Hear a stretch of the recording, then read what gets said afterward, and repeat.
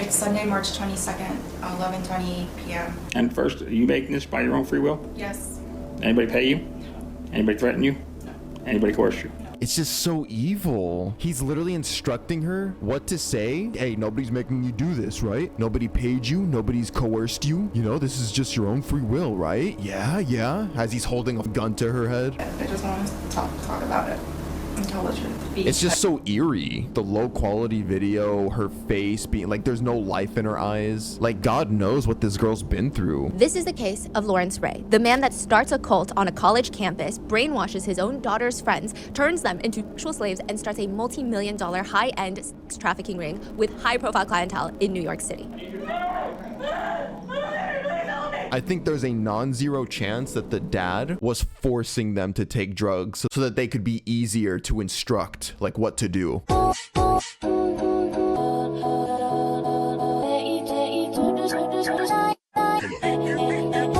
Hello, YouTube. In today's video, we are back with some more true crime with Rotten Mango, my queen, Stephanie. I love Stephanie. The title of today's video sounds absolutely disgusting and terrifying. Dad moves into daughter's college dorm and starts a cult on campus. First of all, as a middle-aged man, what are you doing moving into a college dorm, period? You gotta look in the mirror if you're doing that. And then secondly, the second part of that, starts a cult on campus? What? I'm a little scared about what we're gonna learn, what Stephanie is about to explain to us in this video, but I'm with you guys, and you guys make everything easier. Getting traumatized together is my brand. Before we get into today's video, as you can see, I am streaming on Twitch right now. There's chat right above my head. Everybody say hi. Follow me on Twitch to join us for moments like this. And also make sure you follow me on Instagram and Twitter to stay updated on what I'm doing. All right, let's go. Bada bing, bada boom. There's a college in New York called Sarah Lawrence. It is one of the pricier institutions with an $80,000 a year tuition. Their biggest scandal the past few years has been a small fox had been discovered roaming around campus. Campus security sent out a school-wide email blast. Beware the tiny, cute, adorable fox. I must say this again. Stephanie is absolutely stunning this video. The red dress, the makeup, the hair. Usually, nothing spectacular happens on campus until 2019. An email blast goes out to much of the college students at Sarah Lawrence. A majority of them get this email. When you open it up, it's just a link to a website. And it's very strange. The website name is the full name of another classmate of theirs. So imagine yourfullname.com. Weird. Is she sending out her portfolio? Did she accidentally CC all of her classmates? They click the tiny little blue link and they get hit with, "Hi, my name is Claudia and I'm an escort that poisons people to win her mother's love and approval." Is Claudia the name of the website? Yeah, the opening page is, "I poison people and I'm an escort." What the fuck? So the email was just her full name.com, and it's all about how like she's doing all these terrible things, like, oh, I poison people. We know from the title that it's the dad doing this. They click one of the tabs at the top and Claudia, their classmate, her advertisement pops up. "You can book experiences with me. Our relationship will be as unique as our interpersonal chemistry. My greatest turn on is to see my partner engaged, connected, thinking, and feeling on a magnitude greater than the norm. A shared journey through experience that leaves us both in awe. Girlfriend services. At its core, what you are considering is the experience of naked desire and all that flows from it. I am an enthusiastically indulgent, naughty, and eager companion, eager to feel and be felt. I'm a very playful woman, blessed with the disposition to shine brightest in the depths of depravity. Dalliances include but are not limited to bondage, roleplay, and predicaments." Bondage? I have to remind y'all, I'm pretty sure this is the dad's wording. He's just framing her. So that makes this even more disgusting. Like, this is all the dad's fantasies, bro. 1 hour, $1,500. 2 hours, $2,000. 3 hours, $3,000. 4 hours, $4,000. 12 hours, $7,000. Okay, it's a little strange, but to each their own. It's just confusing why she sent this out to all of her classmates. Was she hoping to find clients on campus? Most of her peers, they can't afford rates like this, let alone the fact that it would be kind of awkward booking with someone that they're gonna run into class next day. But what was the part that she said about poisoning people? They click another link on their friend's page. There they see a full confession. "Hi, my name is Claudia, and I would poison one of my closest friends, another student at Sarah Lawrence. I would poison Talia at least once a day and make sure her entire fridge was poisoned. I put mercury on her toothbrush. I began sleeping over in her room more and more frequently. Jesus. I put arsenic and mercury in her underwear." This is sent out from who though? From her Claudia. email? Oh, in the underwear? Mercury? Because mercury is like really toxic. Like you can't be touching that shit. That's why you always have to wear gloves to handle. I mean, you have to handle mercury because if it like seeps into your skin, because your skin absorbs things. Super toxic. This is the most bizarre website that they had ever seen. I mean, one page is dedicated to advertising Claudia as a sex worker, and then the next page is her admitting to federal crimes. Like, what is going on? Also, why would she poison her close friend and roommate and classmate Talia? Was she jealous of Talia or something? But even then, it just doesn't sound like something Claudia would ever do. The classmates start freaking out as they're reading because it gets worse. Claudia mentions that she would even poison beverages at dorm parties. Meaning, who else on campus has she poisoned? Wait, there's a video. They click on it, and it's of Claudia sitting on bed, she's fully clothed, chewing a piece of gum, and she looks like she's about to fall asleep. There's a man's voice that can be heard. Please talk audibly, Claudia. Oh, hell no. You cannot think it was actually her behind those emails where she was saying like, oh yeah, I was doing this by my own will. Just by her face, without even knowing the dad's behind this, you can tell she's being forced. Like she's scared for her life. Like if she doesn't film this video, she's gonna like die or something. There's a man's voice that can be heard. Please talk audibly, Claudia. It's Sunday, March 22nd, 11:20 p.m. I'm gonna tell the truth because it's destroying me not to. Claudia admits to not only poisoning her close friend and classmate Talia Ray, but also Talia Ray's dad. Why would Claudia poison her friend's dad? I mean, truly, none of this is making any sense. She says on the video, I put it in your food, I put it on your back, I put it in your shoes, I put it on the handles where you would touch, on the bed, I put it in the bathroom, I believe on your toothbrush, I put it on the keys of your laptop. My mom gave me the poison and she would bring it to me. She said that if people found out, if people believe you, we were gonna go to jail. We needed to kill you. I didn't hear you. My mom told me to kill you. It's Sunday, March 22nd, 11:20 p.m. The video's team meant to say that I never stopped poisoning Lawrence Ray, Talia Ray, when she was in my proximity, is alcoholic, Felicia Rosario. Also, when they were there. Start from the most current time backwards. In this current time. And first, are you making this by your own free will? Yes. Anybody pay you? No. Anybody threaten you? No. Anybody coerce you? No. And you said you want to make this because of what? Because I just want. It's just so evil. He's literally instructing her what to say. Hey, nobody's making you do this, right? Nobody paid you. Nobody's coerced you. You know, this is just your own free will, right? Yeah, yeah. As he's holding a fucking gun to her head. Make it. I just want to talk about it and tell the truth. Why? It's just so eerie. The low quality video, her face being like there's no life in her eyes. Like God knows what this girl's been through. Why? Because it's destroying me not to. The man on the other It's end unsettling. is Lawrence Ray, Talia Ray's dad. So this is Claudia's friend's dad, but also her cult leader. This is the case of Lawrence Ray, the man that starts a cult on a college campus, brainwashes his own daughter's friends, turns them into sexual slaves, and starts a multi-million-dollar high-end sex trafficking ring with high-profile clientele in New York City. And they send out email blasts? Yes, To why? we're gonna get into it. Let's get into it, Stephanie. And somebody said in chat that there's even a possibility, like, it wouldn't surprise me if she was on drugs there. Not because she's like a druggie or because she's just into that stuff. No. I think there's a non-zero chance that the dad was forcing them to take drugs so that they could be easier to instruct, like, what to do. Let's get started. Lawrence Ray is friends with the mayor of New York City. He's buddies with the last leader of the Soviet Union, Gorbachev. I mean, at the time, arguably, he was one of the most powerful people in the entire world. Larry Ray's got status. The co-leader? Yeah. Knows all these people? No fucking way. The leader of the Soviet Union? That's scary. The fact that this cult leader had connections like that? Oh, hell no. If he approaches you to try and get you into the cult, I'd be fucking scared. I'm running. I'm sprinting. Larry Ray's got status. The co-leader? Yeah. Knows all these people? He actually knows all these people.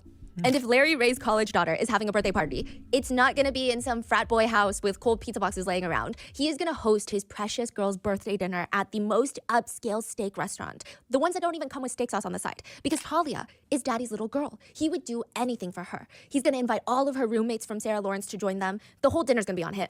The whole dinner is perfectly set up. Birthday girl Talia is gonna get a wad of cash to go purchase the best outfit to eat caviar in, probably from Bergdorf's. Her best friend Isabella is gonna be right by her side, and all of her roommates are gonna come and celebrate.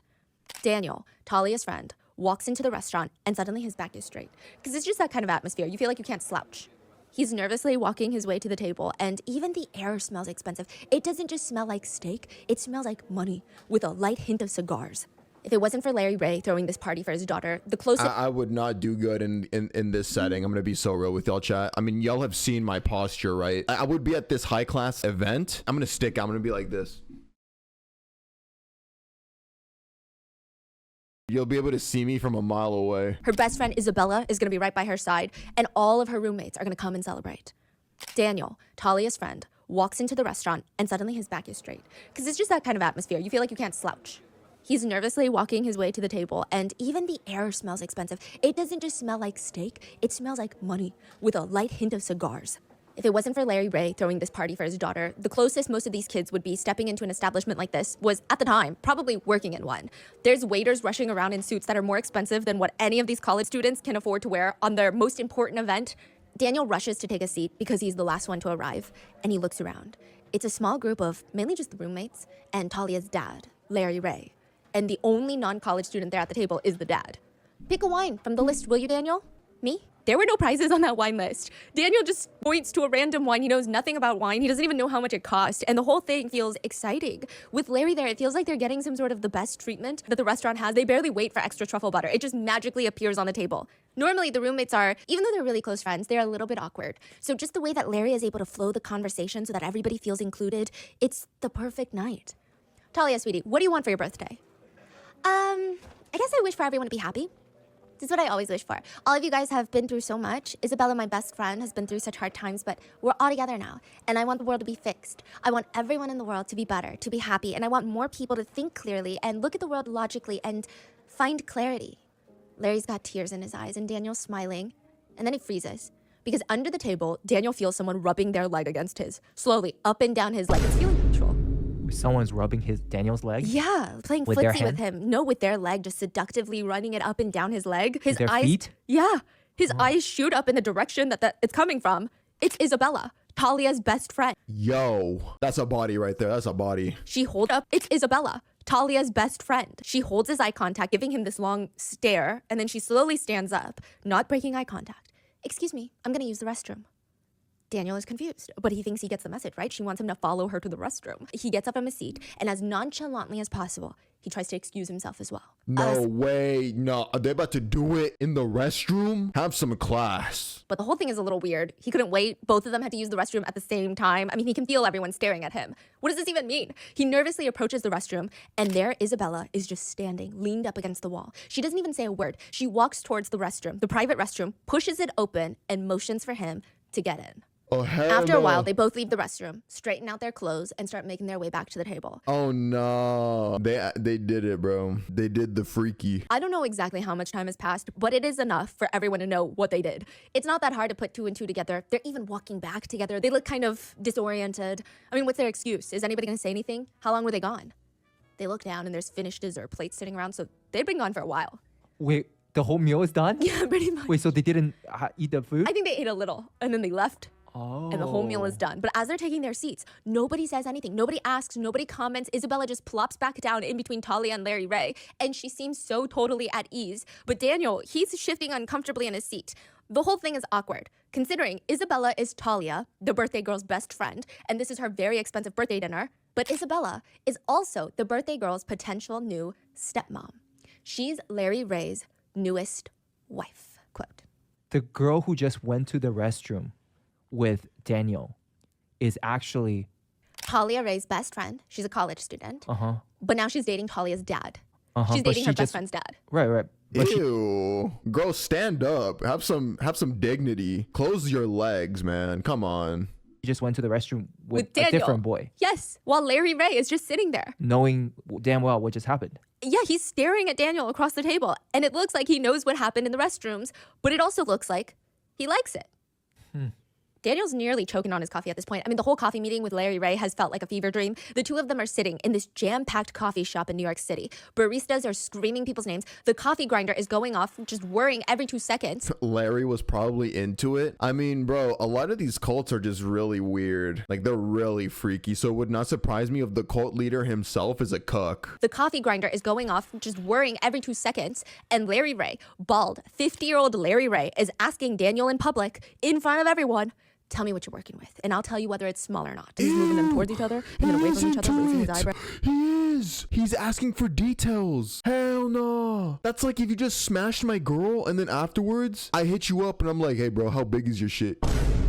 Show me your ding-a-ling right now. I want to see what you used to pipe my girl. He's asking Daniel how long his private part is.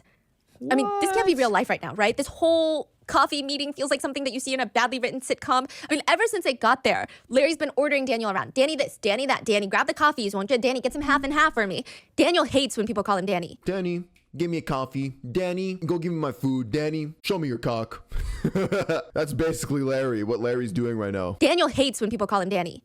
But for some reason, when Larry demands something of him, he just gets up, autopilot mode, grabs the coffees, grabs the half and half, and right now, he's staring into Larry Ray's eyes, which is kind of unsettling because Danny, Larry's go fuck eye my whites are girlfriend. possibly white. When he gets excited or mad, his whole face turns red, and then his eye whites are just shining, almost glow in the dark. Daniel finally gives in, leans in, and tries to quietly tell him the size. Larry does not return the favor and whisper. Instead, he's just letting his voice boom through the whole cafe. Dan, that's normal. Not a problem at all. What matters most is how you use it. What about Isabella? You ever slept with her? Oh, what? No, never. Why not? She was around all the time, wasn't she? You think she's good looking, don't you? Wait, didn't Daniel sleep with, was it Isabella? Yeah, so this is before.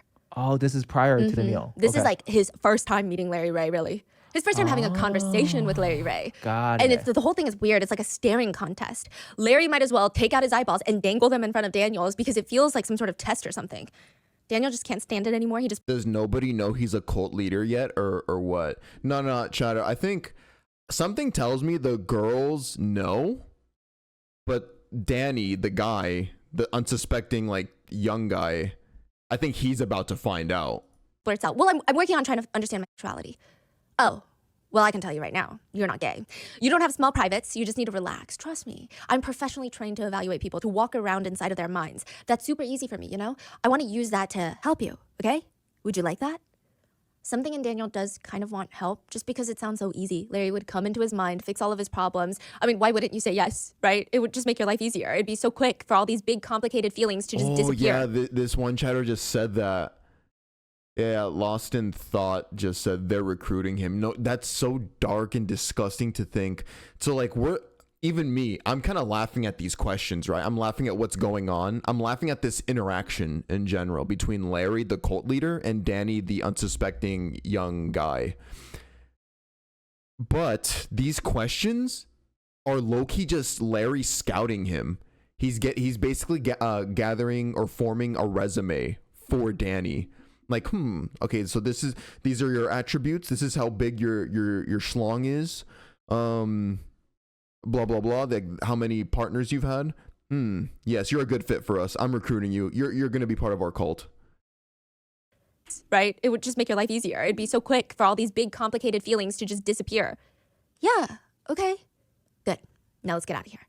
Daniel looks up. The entire coffee shop is closing up. They had been there for almost 6 hours.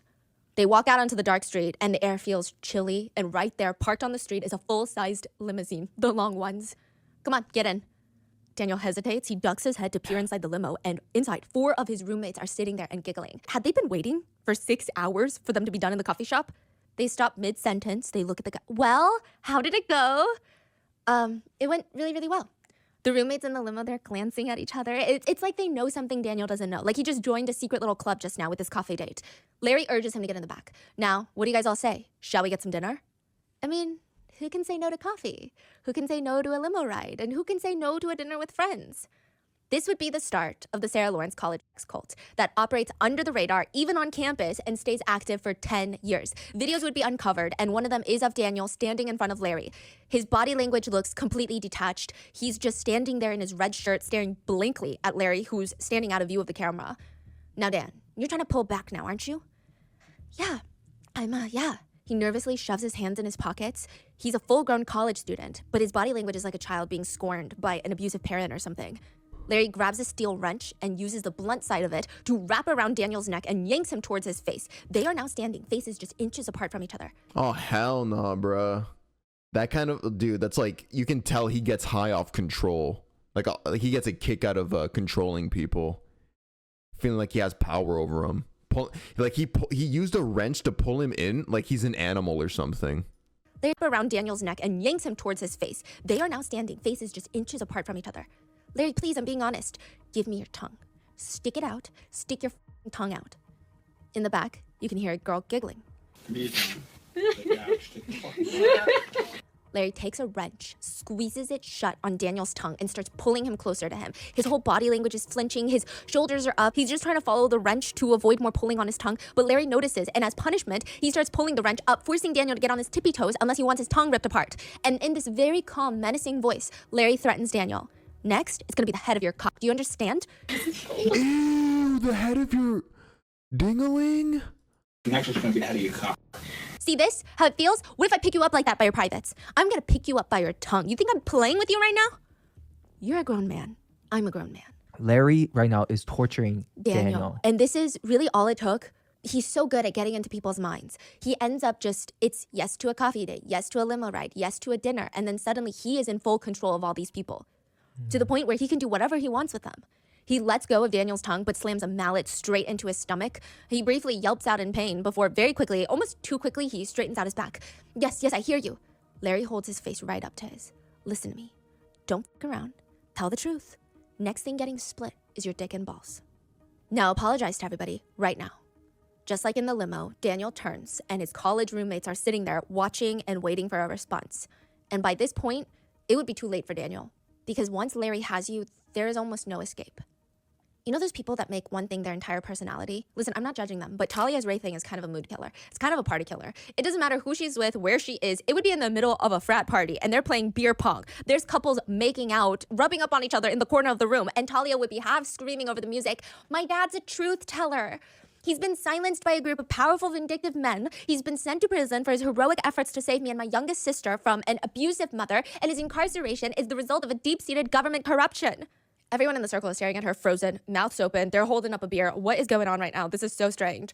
Like, read the room. Talia did not. She would keep going. "My dad used to do push-ups with me sitting on his back, and I would come into the room whenever he was having these meetings, and it didn't matter who it was with or what he was doing. Honey boy," that's what I call my dad, would let me come on his back whenever I wanted. I would ask him to do push-ups while I sat on him, and he would do it.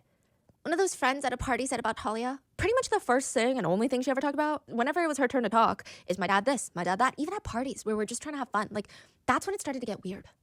Listening to Talia talk about her dad would evoke two very strong feelings. Either, am I high right now? Or do I need to be high to listen to this? That's it. Otherwise, if you try to listen to her completely sober, you would need to grab a journal, a pen, because there's so many people, so many timelines, so much going on in the very complicated, twisty life that is Lawrence Ray, aka Talia's daddy. Is she like idolizing the dad? Is she just... It's crazy. She's obsessed, idolizing. Lawrence Ray, Larry Ray, that's what the Marines would call him, Larry. He was very important as a Marine during his time. He worked hand in hand with the DIA, the Defense Intelligence Agency. You've never heard of the DIA? It's an intelligence agency. It's kind of like the CIA, but it's for the military. Yeah. Anyway, he was friends with some of the highest ranking generals in the Marines. Do you even know the ranking system? Let me break it down. The highest rank in the Marines is a general. From there are tiers to this, the highest of the high being a 4-star general. Do you know how hard it is to achieve? There have only been 75 4-star generals in the history of the Marines. In the history. There can only be 60 generals in the Marines at any given time. Larry was friends with the most of the powerful generals, one of them being a 3-star general in the Marines that asked him to help with him in missions down in Cuba. But after the Marines is when he joins a different type of boys club, Wall Street. So everybody needs to listen up.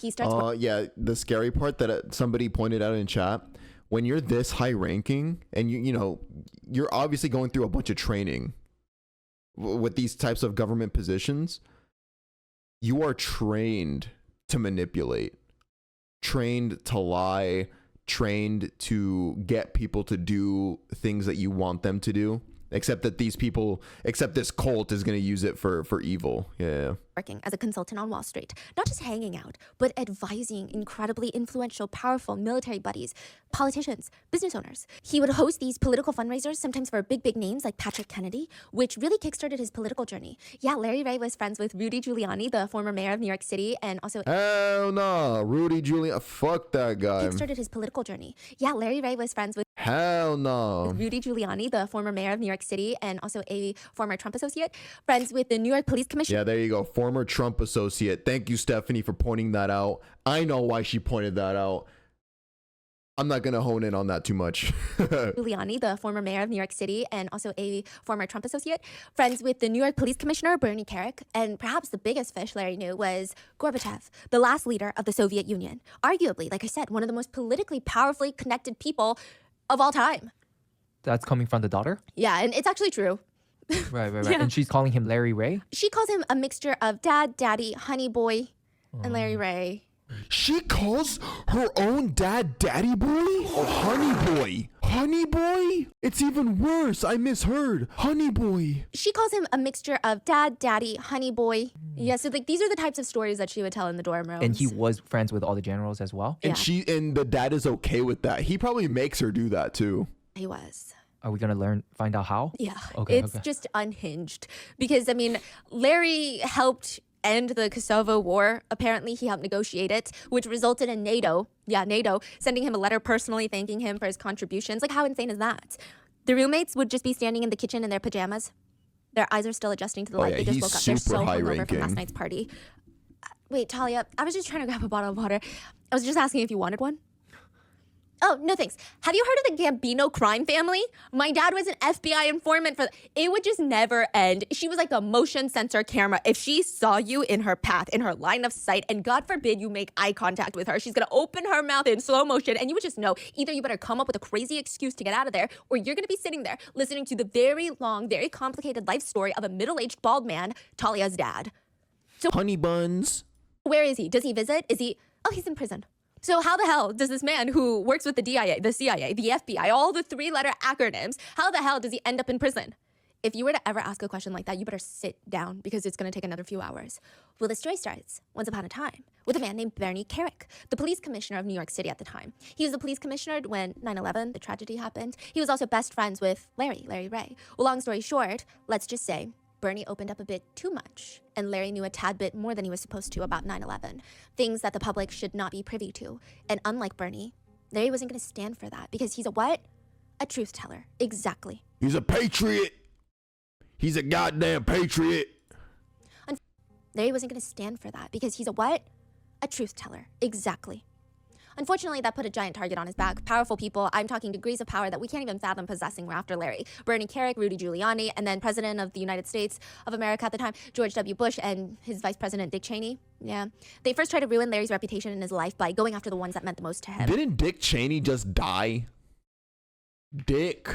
He died, right? Recently? Oh yeah, he just died. Yeah. Fuck him. Fuck you. Anyway. His two daughters, Cheney, yeah. They first tried to ruin Larry's reputation in his life by going after the ones that meant the most to him. His two daughters. They made sure that Larry lost custody. They made sure that the girl's abusive mother, Teresa, had custody. And when Larry broke that custody agreement by going to see Talia to make sure that she's okay, they threw him in prison. Which is smart, because now when he comes out of prison, whatever he says is just gonna be, do you hear this guy? He sounds like a butthurt felon, a conspiracy theorist against the system because it didn't work out for him. I guess you could call it a very bad situation of a whistleblower case.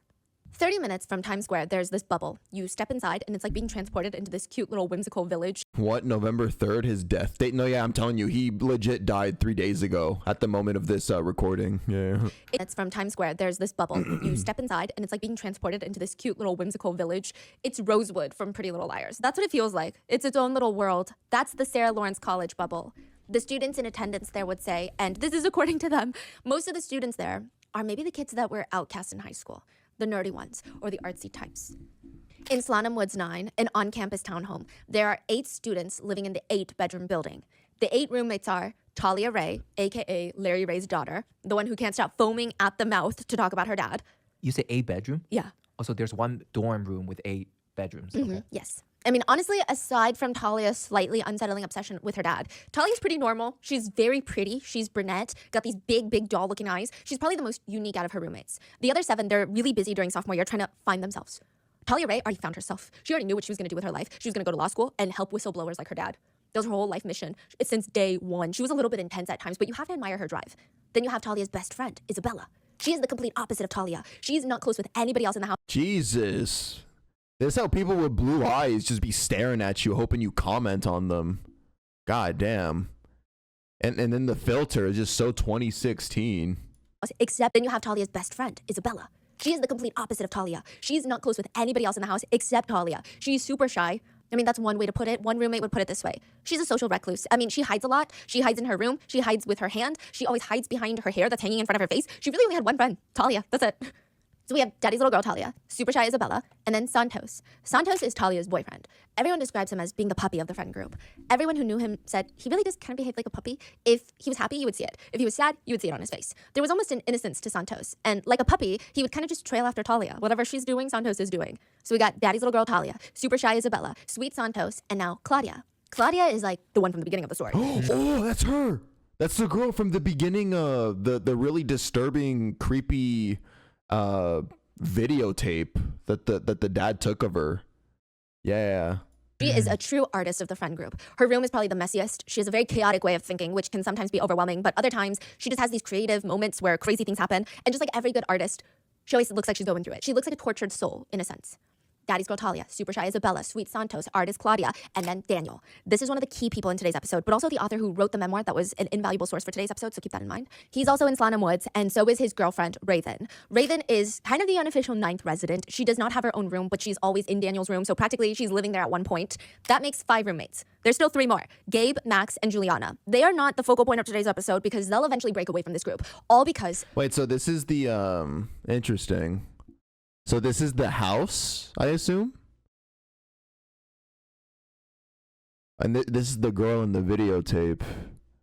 No, yeah, I guess this is going to be like all the victims.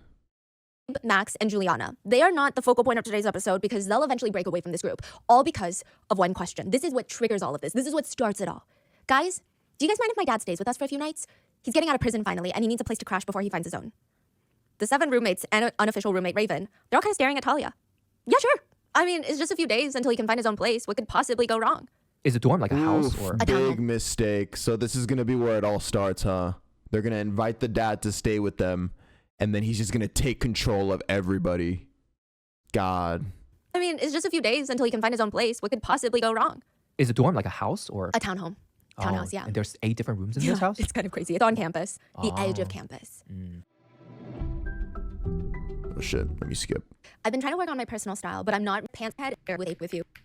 I try them on. I keep it more comfortable. The ranges are always pretty uneventful. The great days of sign up. Now, the greatest day of Talia's life arrives. This is the one that she's been waiting for the past 2 years of college. I mean, it's a pretty uneventful day for everybody else at Slanham Woods. The door to Slanham Woods 9, the townhouse, slams open. Talia screams, jumps up, starts booking it towards the door, and then she's jumping almost in midair into her dad's arms. 50-year-old Larry Ray is not what everyone was expecting. I don't know, you hear Marines, parachuting, doing missions. He sounds like James Bond, so you're expecting James Bond. But he looks like a dad. He's on the shorter side. I mean, I guess more so. He's bloody dangerous. He's been on 50 different super top secret missions. I've seen him do things you can only imagine. And then he fucking walks in. He looks like this. He's just like built like a thumb. He looks like a dad. He's on the shorter side. I mean, I guess more so average height. His head is very cleanly shaven, like a boiled egg. It was practically sparkling in the sun, like somebody greased it. Shushi, he looks like you. Cleanly shaven, like a boiled egg.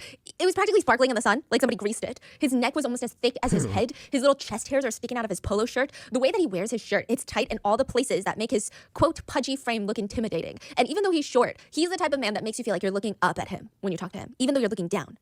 He has this really strange presence. He honestly looks like he could have been part of the mob, especially now.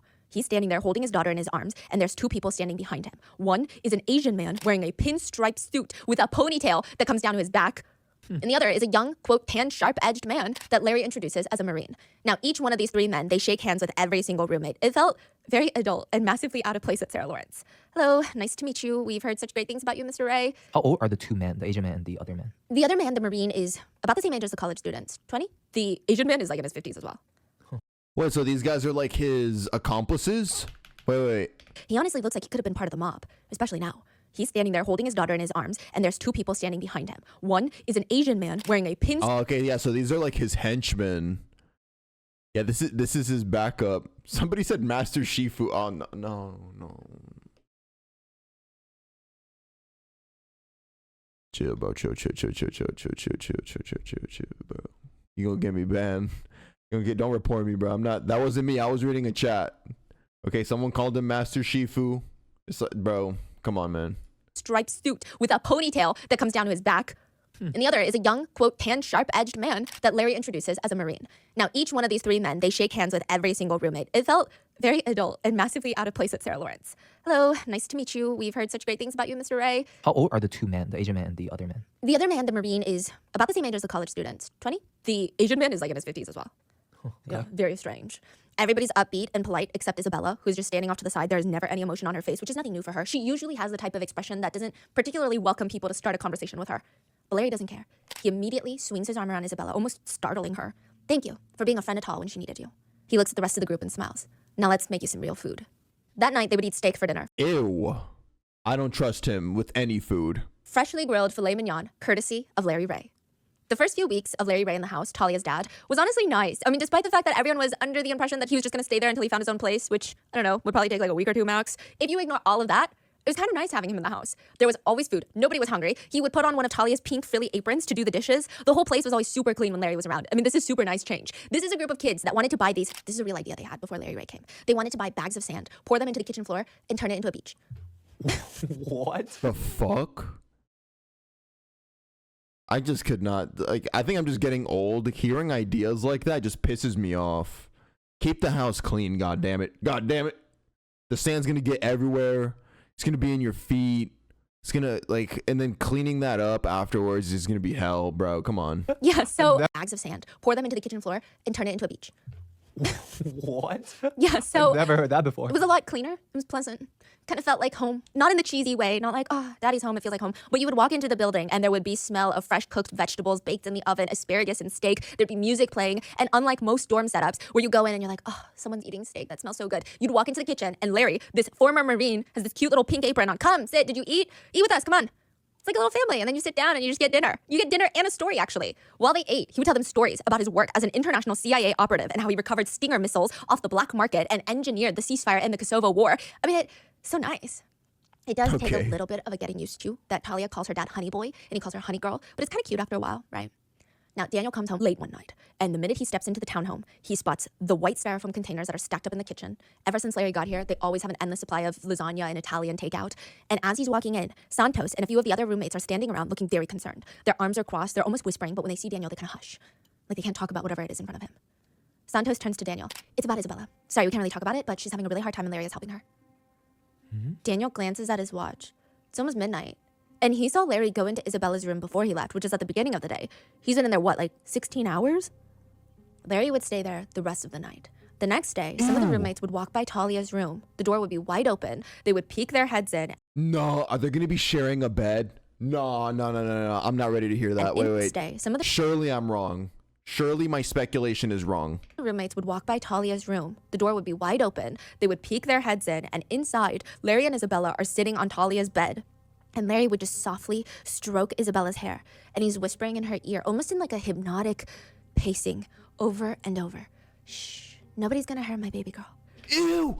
Ugh. Nobody's gonna hurt my baby girl. This is his daughter's best friend. What? Larry Pinche cochino.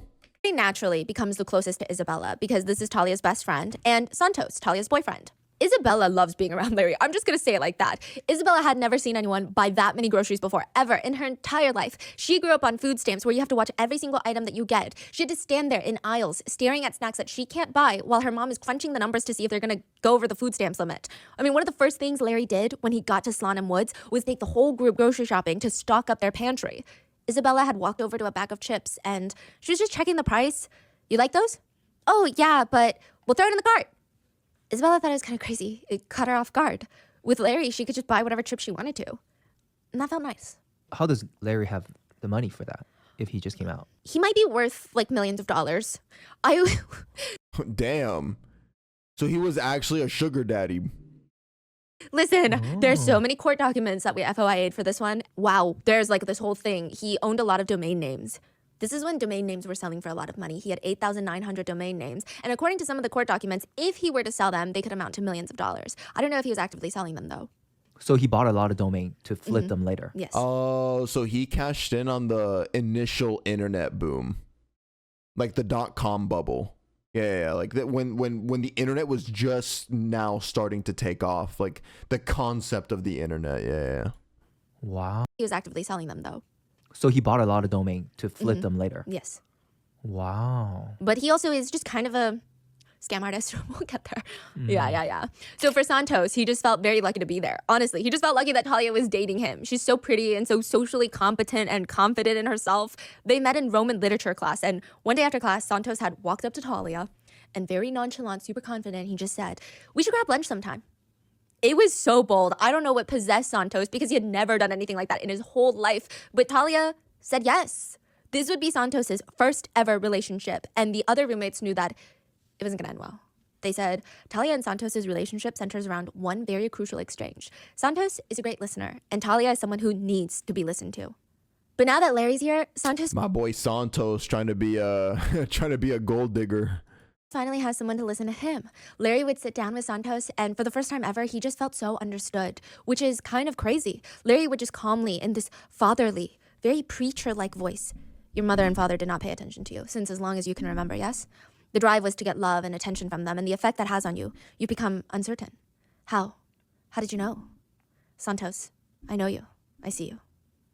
Once Larry started having these deep conversations That's so cringe, dude. If somebody tried like psychoanalyzing me upon first meeting me, I would just call you cringe. Like I would have called the dad out on his bullshit right there. with Isabella and Santos, all the other roommates start noticing the two of them change. I mean, it's pretty drastic.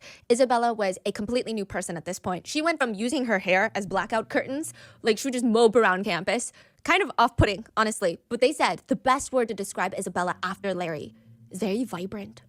She was just engaged in everything. She seemed fully there now. I mean, you'd be in a conversation with her and you'd be, who is this girl? This is not the girl that we used to know. This is wild. There's almost this twinge of jealousy from some of the other roommates. If that's what Larry can do for Isabella, what can he do for me?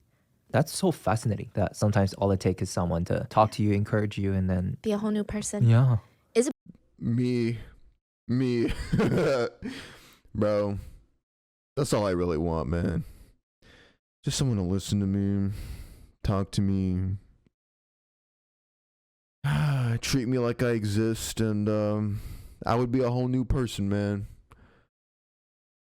Anyway, yeah. Isabella's mom Sometimes all it takes What was that? Wait, yo. Therapy session. I'm just kidding. is someone to talk to you, encourage you, and Bullshit. Just give me the beer, bro. Give me the beer. then, be a whole new person. yeah. Isabella's mom almost drops her phone when she hears Larry on the other end. What did this man just say to her? Look, Cindy, I don't know if you knew this, but your daughter was molested when she was younger. Isabella's mom is so confused. What the hell is this man talking about? It's almost winter break. This is one of the few times Isabella will fly in from New York to Texas to be with her family. And now this man, Isabella's best friend's dad, is on the phone telling her that her daughter is not going to be coming home for Christmas because she was essayed by a family member as a child. Cindy is pacing the room now. What are you talking? I don't know what you're talking about. Yeah, and she's brought it up recently to me that I'd if be she pissed as hell if a stranger got on the phone with me and then started telling me what happened to a family member. I would want to hear it from the family member herself. I would obviously be concerned, but I would still just be like, what the like, who the fuck are you to tell me this news? Like, pass me to my family member. has to go back home, I don't know what you're talking about. Yeah, and she's brought it up recently to me that if she has to go back home for winter break, she's going to self-exit. Cindy goes quiet on the other end. She feels like she's been thrown for a loop. She has zero idea what Larry is even talking about right now. Like, what's going on? This is the first time that she's ever hearing that her daughter Isabella was, I mean, she was sad as a kid. Wait, but she thought it was the divorce and it was rough on her, but I mean, she never mentioned being assaulted, and Cindy thought that she was close enough with Isabella that she would want to trust her with that kind of information. Cindy, you were a terrible mother back then. You were negligent. You didn't protect your daughter. That was then. That's not today. Today, you probably wouldn't let that happen. But I'm letting you know, if she comes home for winter break, she might self-exit. She doesn't want that. So, of course, Isabella doesn't need to come home if that's the situation. She would never force her daughter to come home if something like that's going to happen. She just wants to talk to Isabella, figure out who, I mean, when, how can she help Isabella now? But Larry refuses. She tries to reason with him. If Isabella doesn't want to talk to me, I mean, how are we going to get this stuff straightened out if she doesn't just talk to me? You see, the thing is, you got to understand this properly. Nobody is going to convince her to talk to you. I couldn't even do that, Cindy. I swear, the only thing I care about right now is helping Isabella. Larry promises Cindy, parent to parent, he's going to take real good care of Isabella. He's going to help her. Cindy would not hear from her own daughter for the next 10 years. And by then, Isabella would be in prison. What? For the next 10 years after this super mysterious phone call. Again, imagine you get a phone call from a stranger telling you that, oh yeah, your daughter's not going to be coming home for Thanksgiving or whatever holiday. because she was SA'd when she was younger, and she told me and not you. And yeah, and then after that you don't see your kid for 10 years. I'm immediately getting the police on this motherfucker. Cindy would not hear from her own daughter for the next 10 years. And by then, Isabella would be in prison. Larry would stand in the living room of Slonim Woods, his chest all puffed up like a peacock. You have power over your mind, not outside events. Realize this and you will find strength. Who wrote that? They all respond, Marcus Aurelius. Exactly. Larry had two favorite people in the whole world. Marcus Aurelius, the Roman emperor that was one of the most influential Stoic philosophers of all time, and Larry. Those were Larry's two favorite people in the world. The way Larry starts brainwashing the kids is insidiously slow. Nobody even sees it coming. After dinner, the roommates would grab these giant pillows off the couch, throw them on the floor, pile them up just like this massive cushiony pile, and with their little snacks, Larry would start playing Cosmos on the TV. Exploration is in our nature. We begin as wanderers, and we are wanderers still. We have lingered long enough on the horses of the cosmic ocean. We are ready at last to set sail for the stars. We are a way for the cosmos to know itself. Whoa. Their eyes would be glued to the TV, and then suddenly it would go black. Larry would have turned it off, which means it's time for one of his other lectures. He's like the little townhome's own professor. Society's moving. You're in it. There's lots of options, which way you're going in this moving entity called society, right? Look, you have to be a person that you're capable of being. Your true self. That person, your potential is being held back or restrained or clouded right now. You need to just have the courage. Have the courage to ask yourself, who am I? It sounds silly at first, but try it. He's grooming right here. I hope y'all can see that. Like, I hope that's like y'all are realizing that this like whole, okay, at this point they're technically trapped. Like, they're not, notice how none of the kids are like leaving or finding it weird that he's still living with them. So in a way, psychologically, they're trapped in there already, right? Now, with little speeches like this, where like, oh, look, I'm building you up. I'm giving you these words of encouragement. I'm a positive source in your life. That's the beginning of grooming. Okay, you're lowering their guard and building trust. You're making them look up to you as like a father figure. Like, look, he's making me feel good. He's telling me all these things. He's telling me I have all this potential in me. I'm attached. I'm attached to you. Yeah. So, no, yeah, this is the beginning of him, grooming, the beginning of the grooming process to make these guys mentally dependent upon him, upon this freak weirdo, 50-year-old man. Talker, huh? Oh, they say the way that Larry exhausts you to death by talking, he yaps for hours until you don't even know why you got into this fight or what he's trying to convince you of. You're just agreeing to everything. You never know. You might learn something interesting. What does that even mean? That means every single person is capable of being and reaching their max potential as long as they get clarity to do so. But none of the kids at Slonim Woods 9 have that right now because their minds have been so cluttered and messed up and filled with all this gunk that's been conditioned to them by their friends, society. Oh, look, there you go. Grooming 101, manipulation 101. So he's saying that you have all this potential. He's saying all these nice things about you, but then saying that you have enemies, aka your family, your friends. He's isolating you from them, saying that they're your enemies, they're holding you back. But me, I can help you. So it's like he's isolating them without literally directly telling them, hey, don't talk to your family again. Don't talk to your friends again. You only need me. No. He's just conditioning them to make that decision themselves. Yeah, like antagonizing them. And their own family members. Larry could just tell that this group of students needed a lot of help. He would call house meetings with the roommates. I mean, of course, the ones that liked him showed up. The other three, Max, Gabe, and Juliana, they thought it was so weird. Like a little lecture every night in the living room. Why would you come back from class just to go to another class with an unqualified professional? It feels like group therapy sessions, but without the therapist. Just like Talia's dad. It was weird. Larry would sit them down, and one by one, each student in the group would take turns talking about how much they want to self-exit. What is going on there? And then one by... What am I looking at? I mean, okay, I don't think it's anything inappropriate, like sexually, but I think she's crying. This is giving me church vibes. You know, like how in church, like, you know, not every church is like this. I grew up religious, for fuck's sake, but like, you know how like some predatory churches will like have these they'll be preaching bullshit, and then certain people in the audience will be like busting down in tears, like, oh my god, you changed me, or you're like, oh, he's exercising the demon in me, and they start fucking flipping out. This is what this is giving right there. This is what this scene, this whatever this is giving. He said some very enlightening, like, manipulative good things to this girl here that caused her to cry and break down and then seek his affection. Yeah, it's very predatory. One, each student without the therapist, just like Talia's dad. It was weird. Larry would sit them down, and one by one, each student in the group would take turns talking about how much they want to self-exit. When it gets around to Daniel, it's his turn to talk, and he just sits there looking around. I don't really have... He never really considered himself to be that sad. I mean, he gets sad, but he never ever thought about... But Larry would interrupt him. You are too, aren't you, Danny? Just like all of us? Or all of them? Not really. I mean, I'm sorry, I guess I haven't ever tried or anything like that. Larry's smile slowly turns downward. Danny, I already know. You can just admit it. Daniel looks down at his hands. He's genuinely trying to think really long and hard. I mean, he doesn't recall did he ever have those feelings? Larry's looking at him. I know you do. I mean, clearly, Larry must have seen something in him, right? That maybe Daniel hasn't even realized. There was that one time that he was having this intrusive thought at the subway station where he was like, what if I just jump in front of but that's not really, but maybe it is. Maybe that's not normal. Maybe that's what it means to want to self-exit. Oh my God. Do I want to? Come on, Daniel. What do you want to say? Sometimes I don't want to exist anymore. Once he said those words, everyone around him starts nodding and they start relaxing. It feels... It's like he walked him into that answer. He like guided him into saying like, oh, I guess I do want to not exist sometimes. And then immediately looking up to his other fellow victims, and they're all nodding in approval. The instant positive affirmation, like you're instantly being validated by the people around you. You're fucked. Like he has you in his grip now.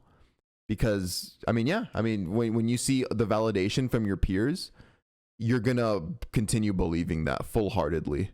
Like he's one of them now. And from that moment forward, Daniel starts believing through this conversation that something is wrong with him and maybe he wants to self-exit.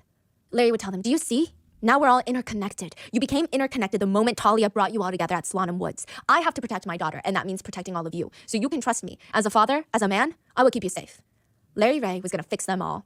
One of the roommates, Raven, that wasn't really close with Talia or Larry, but this is Daniel's girlfriend. She said, it was so weird. And also, everybody's like a little bit stoned all the time. So there's a moment of, every time we would see it, we'd go, am I weird or is this weird? We weren't really sure. Smoking weed all the time. So Raven and her friends were like, this is weird, right? But like maybe we're weird. I don't know what's weird anymore. It's just weird. Larry always made sure everyone knew that them rooming together was not just pure chance or even just being good friends. It's because deep, deep down, every single one of them had a deep obsession with death. It was fate that brought them together with Talia. And fate that Larry was Talia's dad. It was written in the stars. Larry was going to save them. Had it been anyone else's dad, it would not have worked. Larry had techniques to discipline the mind. He worked with the government. He knew the most powerful tools to help people. These kids were going to be his new project, pro bono. Eventually, he starts running the Ray family, he calls it, like a boot camp Marines approach. Everyone needs to be the best versions of themselves. So every morning, they would wake up to this playlist that he puts together. Every morning, they had to listen to it. Everybody up at 7 a.m. on the ground now. The first day, it's 100 push-ups. The second day, it's 200. Then a week later, 300. And by the end, they're doing 400 push-ups every single morning. Jesus. All of them? Most of them. They're able to do that? Yeah, which... Even the girls? Bro, by the time they got done, by the time they were saved, they all came out with the fucking... You know that SpongeBob episode with the inflatable pink arms that SpongeBob had? Bro, even the girls had that shit. Oh, hell no. Sounds crazy, but it also proved what Larry is saying, that they're putting limitations on themselves before they even try. Nobody believed that they could do 400 push-ups at the beginning of this, but Larry's right. So for the benefit of the group, to help them, Larry would say, you need to give up full control because you don't even know what's good for you at this point. Larry slowly convinces them he needs to decide everything for them for the time being. What they eat, what they do, what they talk about, when they go to bed. And again, it's framed like a little mini boot camp. Do this now, bite the bullet now, suffer now, and you're gonna come out way stronger on the other side. This isn't forever. Truly, everything he did on that campus was Marine style, and some of it was truly goofy, if I can say so myself. They would have to clean the apartment, and he would make these spreadsheets similar to a Marines operation document. And it would read, Mission Commander, Larry, team members, Isabella and Dan, we have at our disposal 3 rolling black bins, 1 empty pink bin, 1 mostly empty black bin containing Larry's sweaters. I mean, even cleaning had to be done the Marines way.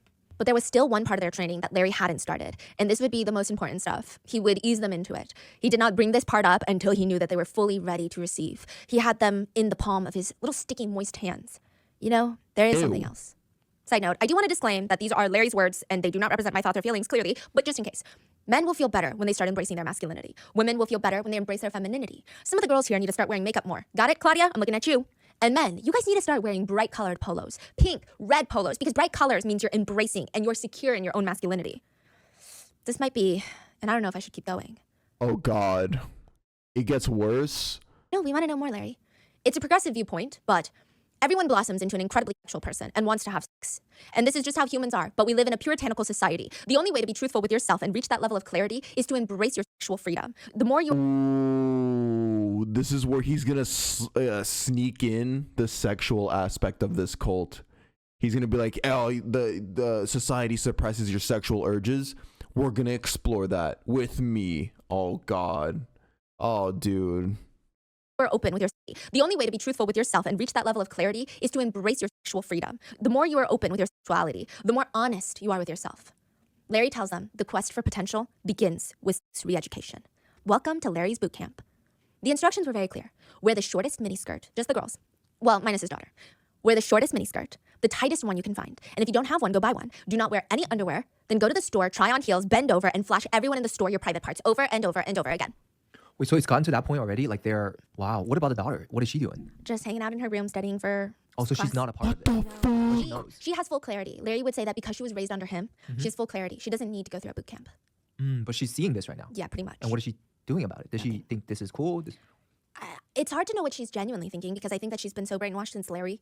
No, yeah, the daughter is completely brainwashed and groomed from a young age, so she probably doesn't question anything that's happening.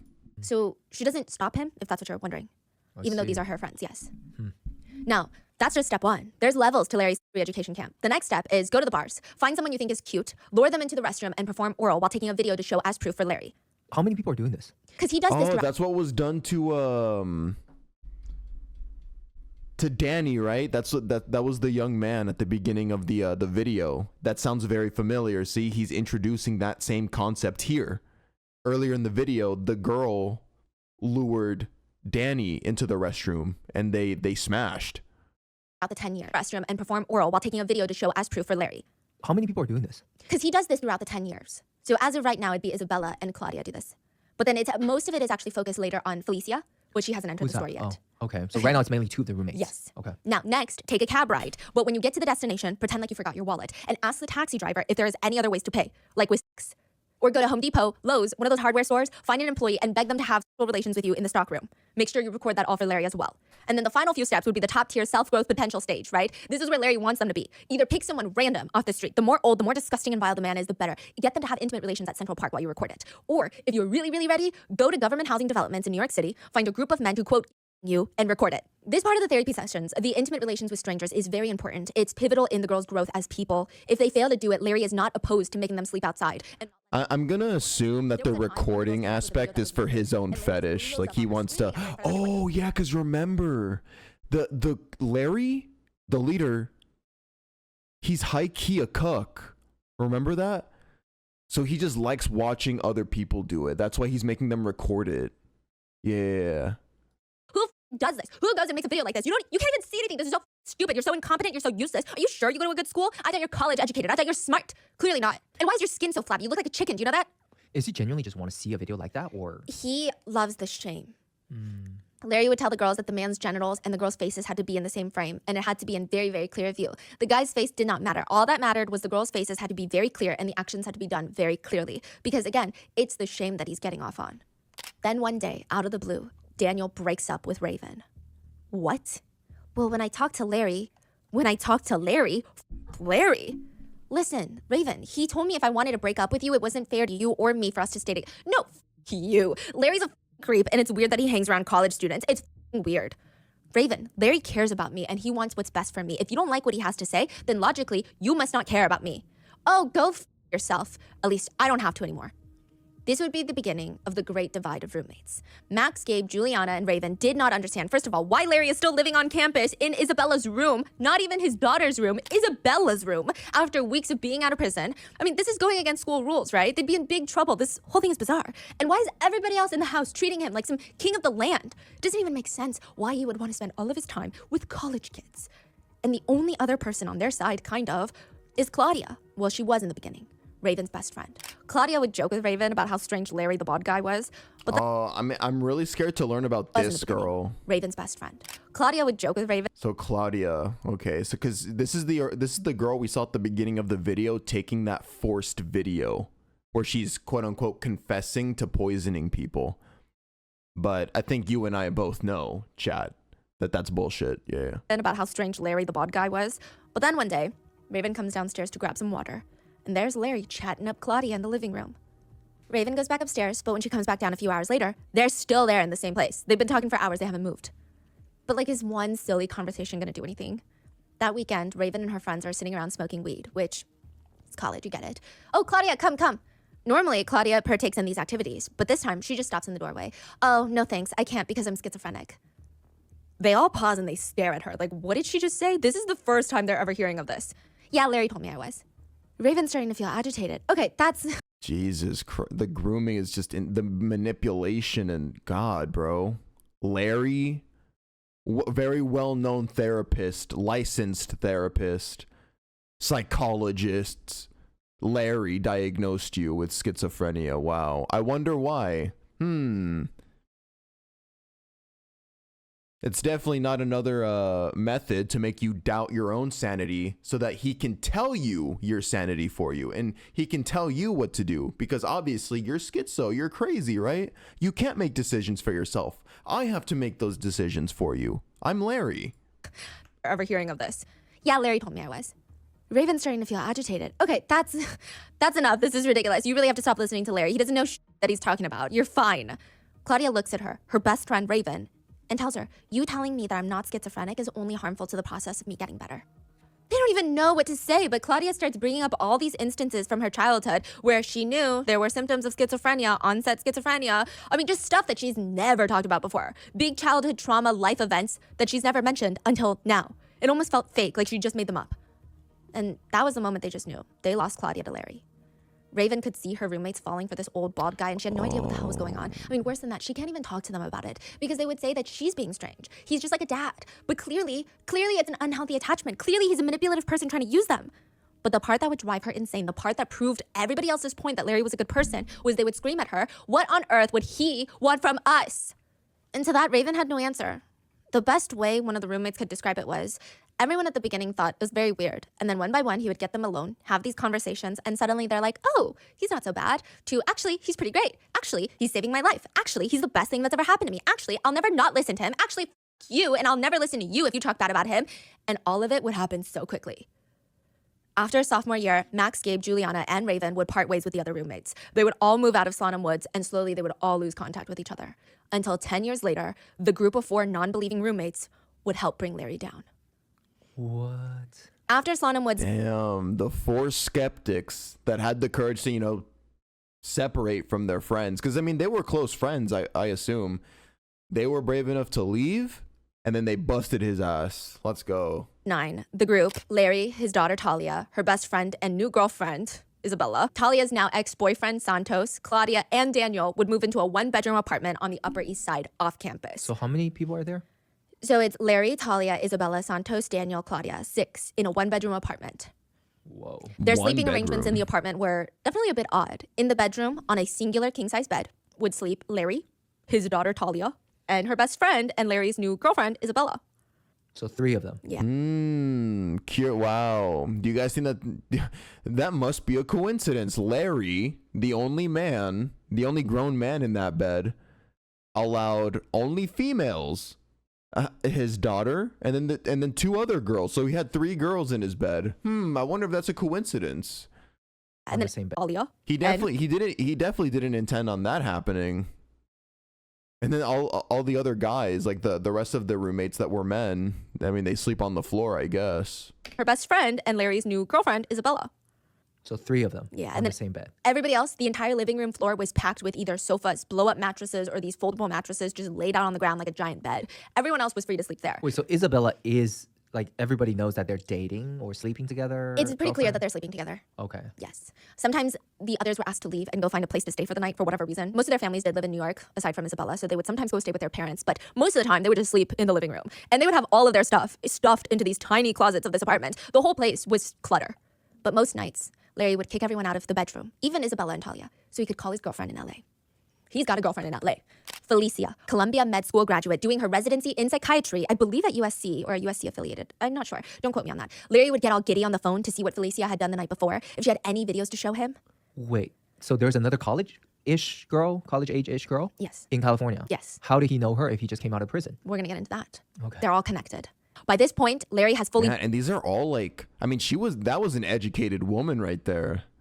That just goes to show you like the level of his manipulation. God damn. brainwashed the students into believing that they're all messed up mentally and they want to self-exit, and the only person that can save them from themselves is Larry. And he's doing this because these kids are his precious daughter's friends. Outside of class, he's controlling every aspect of their lives. What they eat, when they sleep, what they do all day, who they talk to. He started sexually abusing the girls, minus his daughter, forcing them to record themselves having intimate relations with strangers. But eventually he gets involved. The threesomes, there's gonna be a lot of threesomes. The threesomes actually start as twosomes with Daniel and Isabella. One night in the cramped one-bedroom apartment, Daniel is falling asleep on the sticky leather couch in the living room. Everyone else had left for the night, so just inside the room was Larry, Talia, and Isabella, and Daniel's alone in the living room, which is kind of strange, but Talia's whole relationship with her dad is kind of strange. A few weeks ago, Daniel was giving Talia a massage when Larry had walked in, and of course Daniel freezes because this is awkward. He's got his hands on Larry's daughter, on Larry's honey girl's shoulders, and he knows how much they cherish each other, so like, is he about to get beat up right now? But Larry just smiles. I gotta show you how to do that properly sometime. Other times, Larry... Ew. I have to show you how to do that properly sometime. Oh, so that's how he would. Oh, ew. Larry would rant to Daniel. I would give Talia everything she wanted. That's what a father does, take care of his baby. Teresa, my ex-wife, she didn't understand. So many people make the mistake of treating kids, as if they're Wait, so he would have a threesome, and his daughter would be involved in it. In the threesome, like she would be one of. Oh, bro, what the fuck? Mentally different beings, but they have it all already. Inside of them, it's all right there. They're the ones we should be learning from. There's no difference between an adult and a child. Larry would go on tangents about how he would, it's so alarming. He would take Talia to Bergdorf's, a high-end department store, when she was, 10, 12? Buy her a $3,000 cashmere sweater from Loro Piana, and she's gonna outgrow this sweater, for a singular sweater, $3,000. Naturally, Talia's mom would freak out, because she's gonna get it dirty, or it's gonna get ruined in the wash, or something. What are you doing? But Larry would ask, what's the moral of the story here? Larry would tell Daniel, let me ask you this. Why wouldn't I want my honey girl to have something beautiful like that? She was expressing herself, her preferences, her adulthood, her personhood, and her mom couldn't understand that at all. She was how old? 10. That wears a $3,000 sweater because Yeah. she's expressing her adulthood? There are a lot of speculations online that I won't be repeating, but you can kind of draw your own conclusions. Wow. It's definitely strange, but anyway, Daniel is trying to fall asleep on the leather couch when a little after 3 a.m., the door to the bedroom creaks open and out walks Isabella. She's not really dressed. She's wearing this thin cotton shirt that barely covers anything. She starts creeping towards Daniel on the couch. Oh, what is going on? That night, she would engage in oral activities with Daniel. It's a very mixed feeling, Daniel said. On one hand, he's a guy, and like Larry said, Isabella's stunning. She seems enthusiastic to be doing this. They're both of age, so technically there's nothing wrong with the situation. But a part of him keeps looking over at the bedroom door where Larry and Talia are, and the room door is open. So it feels strange. Ew. God, bro. Nuke the house at that point. It's just so uncomfortable to think about. Almost feels like Isabella was ordered to come out here and do this. And from that night forward, it just kept happening until Larry starts joining in. The first time Isabella and Daniel are alone in the bedroom having intimate relations, of course, right at that moment when they're both unclothed, the door slams open and in walks Larry. He doesn't even appear shocked in the slightest at what's going on. He won't even acknowledge that they're naked, okay? He's just patting Daniel on the back. That's my boy, Danny. Larry's... Oh, bro. Hey, damn me up. Like, what the fuck? Hell no. Weirdo. Hey, give me some. Look, bro. Get your ass sits out on the here. edge of the bed naked, okay? He's just patting Daniel on the back. That's my boy, Danny. That's Larry my sits on the boy. edge of the bed and starts going on one of these long-winded rants. He would always have these lectures. What is the best way to have intimate adult relations? With Gregorian chants playing in the background. 13th century Gregorian chants. If you've never heard of it, there's no instrumentals. It reminds me of Catholic choir music. It's using the echoes of voices. There's like a group of people singing. I would imagine it's in a language like Latin, right? Because 13th century, I don't know, right? But it's a lot. It's echoing off the cathedral walls. It's beautiful, but it's very haunting at the same time. But this time, Larry's rant is about Isabella. Izzy loves watching explicit adult videos. She's obsessed with it. I bet you didn't know that, Danny. I bet you thought no woman likes explicit videos. But most women are freakier than you and I. Izzy used to hate her body, and she hated intimate relations. You wouldn't believe how many women hate their private parts. It's a travesty, really, a sad thing. And when I met Izzy, she had one of the worst I'd ever seen. I mean, it was awful down there. She didn't even wash it properly. What? The hell? She's talking about another woman's cooch? Why? That's none of your business. Like, what the fuck? You should have seen that shit. Like, actually, no, I shouldn't have. And I shouldn't have known this information either, to be honest with you. When she, a sad thing. And when I met Izzy, she had one of the worst I'd ever seen. I mean, it was awful down there. She didn't even wash it properly. When she would bathe, which wasn't often, she would just skip down there. Imagine that. Imagine the smell. I have an incredibly sensitive sense of smell, Danny. The DIA called it superhuman. My nose, superhuman. Wait, so they're naked right now? Yeah. And he's talking? Mm-hmm. Okay. You know the dogs? They got 40 times more sensitive noses than you and I. Think about that. Boy, the dogs would come running when Iz walked outside. Isn't that right, Izzy?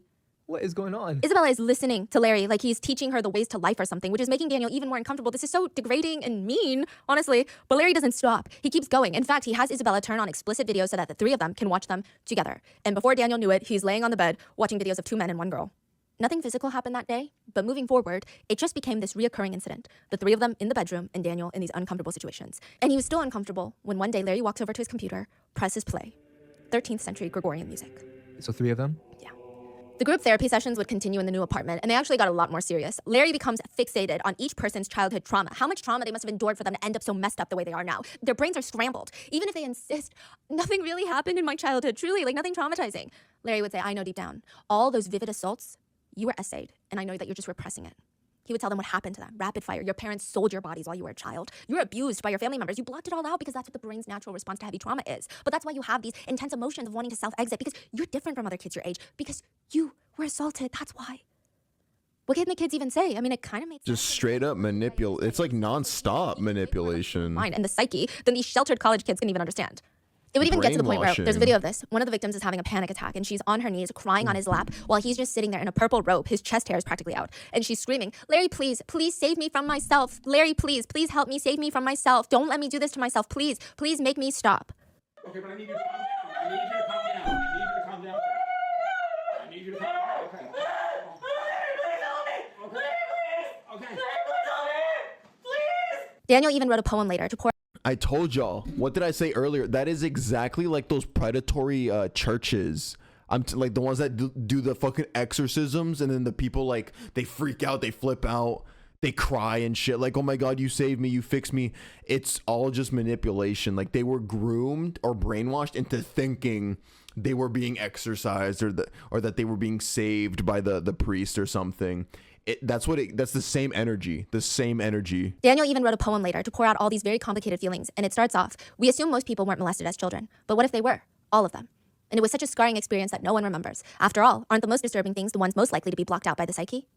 Daniel said at the time it made complete sense. Larry said all of these things were just repressed and hidden in the bottom of their deep, dark wells of their memories. Interestingly enough, though, these mental health sessions, the interrogations rather, once they served their purpose of making the students believe that they were abused by their family members, which would ultimately isolate them from their family members, and they would mentally be broken beyond repair, they quickly went from, let's talk about our feelings, how can we help this person's mental health, to what did this person do to sabotage the group, huh? Larry starts claiming that not only do all of them harbor deep-rooted trauma that they blocked out, but now they're acting out, okay? They're sabotaging because they want to harm the progress of all the other members. Do you believe that objects can be cursed? There's this pan set in Larry's apartment that just keeps over and over again getting ruined. Little hairline scratches, markings, burn marks at the bottom. Someone in the apartment is doing this. The first time it's scratched, it's a mistake. The second time, it's on purpose. The third time, someone is out to get Larry. Someone is here to sabotage Larry and the rest of the group. Who the hell is it, huh? Larry would call a house meeting, force all the students to sit down. The top of his bald head is practically red. Every single thing I do is deliberate. Do you guys get that? There's no action that I take that I don't embrace as my own, that I would not put my signature on. Accountability. Do you know what that means? Do you? If you do something wrong, you have to be honest and be held accountable so that you can be a real person in the real world and live a decent life. So who scratched my pan? He would tell the group. Remember, Wait, so he's tweaking out about somebody scratching his pan now? you are the one that has hurt me. You are the hurter and I am the victim of your hurt. Mistakes need to be addressed and they will get addressed. Did you do this, Santos? Santos, I have a question for you. Did you damage my property? You are my friend. Larry, I didn't. Now, Santos, you did. I didn't. I don't even remember using... No, you remember. Think about it. Why don't you stop lying? Why would you do this to me? Do I deserve this? What kind of person does this kind of stuff?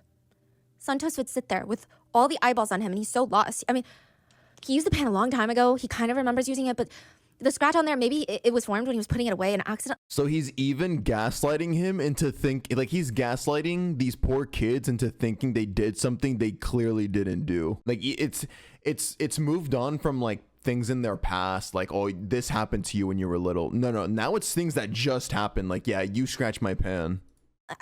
What? Or maybe he repressed the memory like he did with all of his trauma.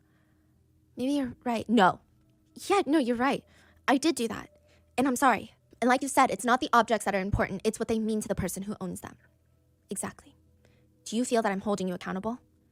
Yeah. And how does that feel? It feels good. It feels good. Thank you, Larry.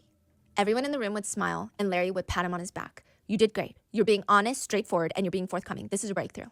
So for the first few times, Larry was holding them accountable and they felt like adults. But by the third time, Larry would scream at them, force them to write detailed written confessions. One from Claudia reads, Larry has stuck by me through years of me confronting my own demons. We were all angry, frustrated, looking for our parents' attention for one reason or another. We all took it out on Larry and Talia.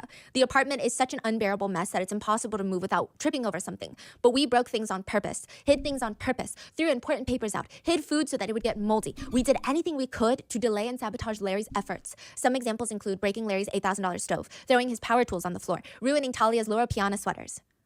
Yeah. We scraped the bottom of a $500 pot with a wire steel brush so that it would get ruined. To which everyone remembers Larry screaming about this pot that they allegedly kept ruining. He would scream, you owe me for that. That's an all-clad from Williams-Sonoma. Get on your laptop and look at how much that costs right now.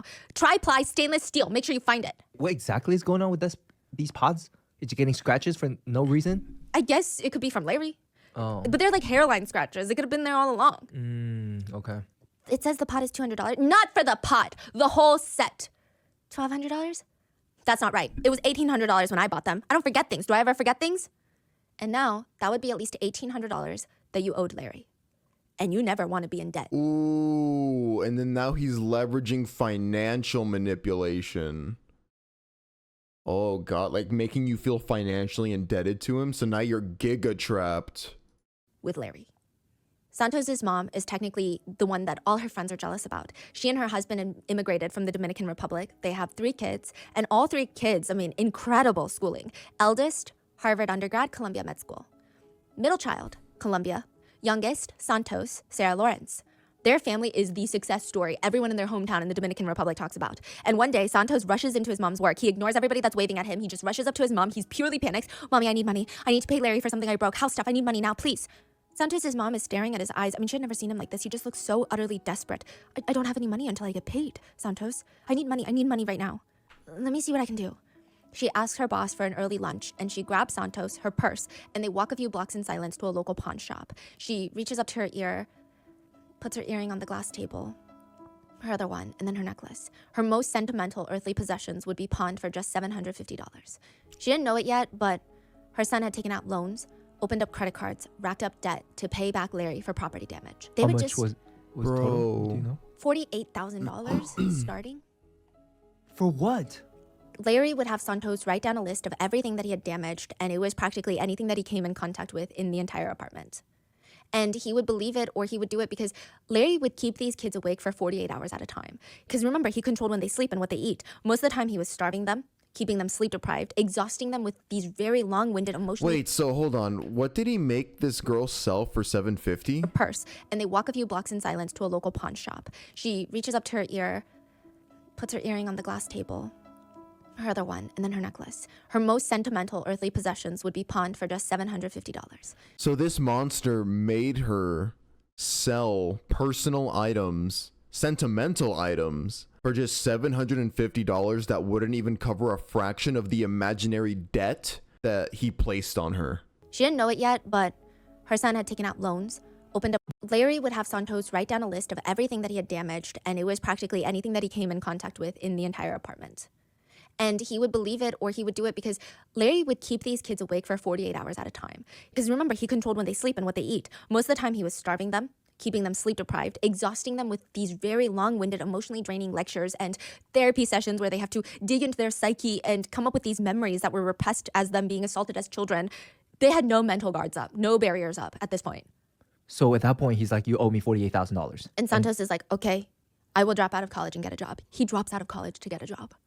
So is he doing this for the money, for the $48,000, or a lot of it just for control and Control and power trip, I think. For Yeah. Santos is really the only one that's paying him. Okay, so everyone else is not paying I him. think it's like it's a fetish. He gets aroused from like the videos they take of themselves, inappropriate acts with other people, and the humiliation. Like I think he actually does get turned on by like humiliating people in front of other people. Like remember the thing he was doing with the wrench, like pinching that dude's tongue, getting people to do what he wants, and like laughing at them and shit. Like I genuinely think that turns him on. It's more so the humiliation and the control. So with Santos too, this is mostly for the control and humiliation. Yeah. Larry would get so riled up that, one time he would grab one of his sharpest knives. He would start jabbing it in the air towards Daniel, who is bawling his eyes out on the kitchen floor. And he's flinging this knife around, screaming at Isabella, "Go line the tub with plastic now. I'm going to cut him up." Daniel felt in that moment, Larry was not lying. He was going to kill and dismember Daniel. He falls to his knees on the ground and he's just so broken. He's sobbing. He doesn't even know what to say. That is when Larry puts the knife down, picks him up, and wipes his tears off. "If you trust me, Danny boy, and stop ruining my stuff and pay me back for what you've already ruined, you're gonna be okay. You're gonna be better than okay.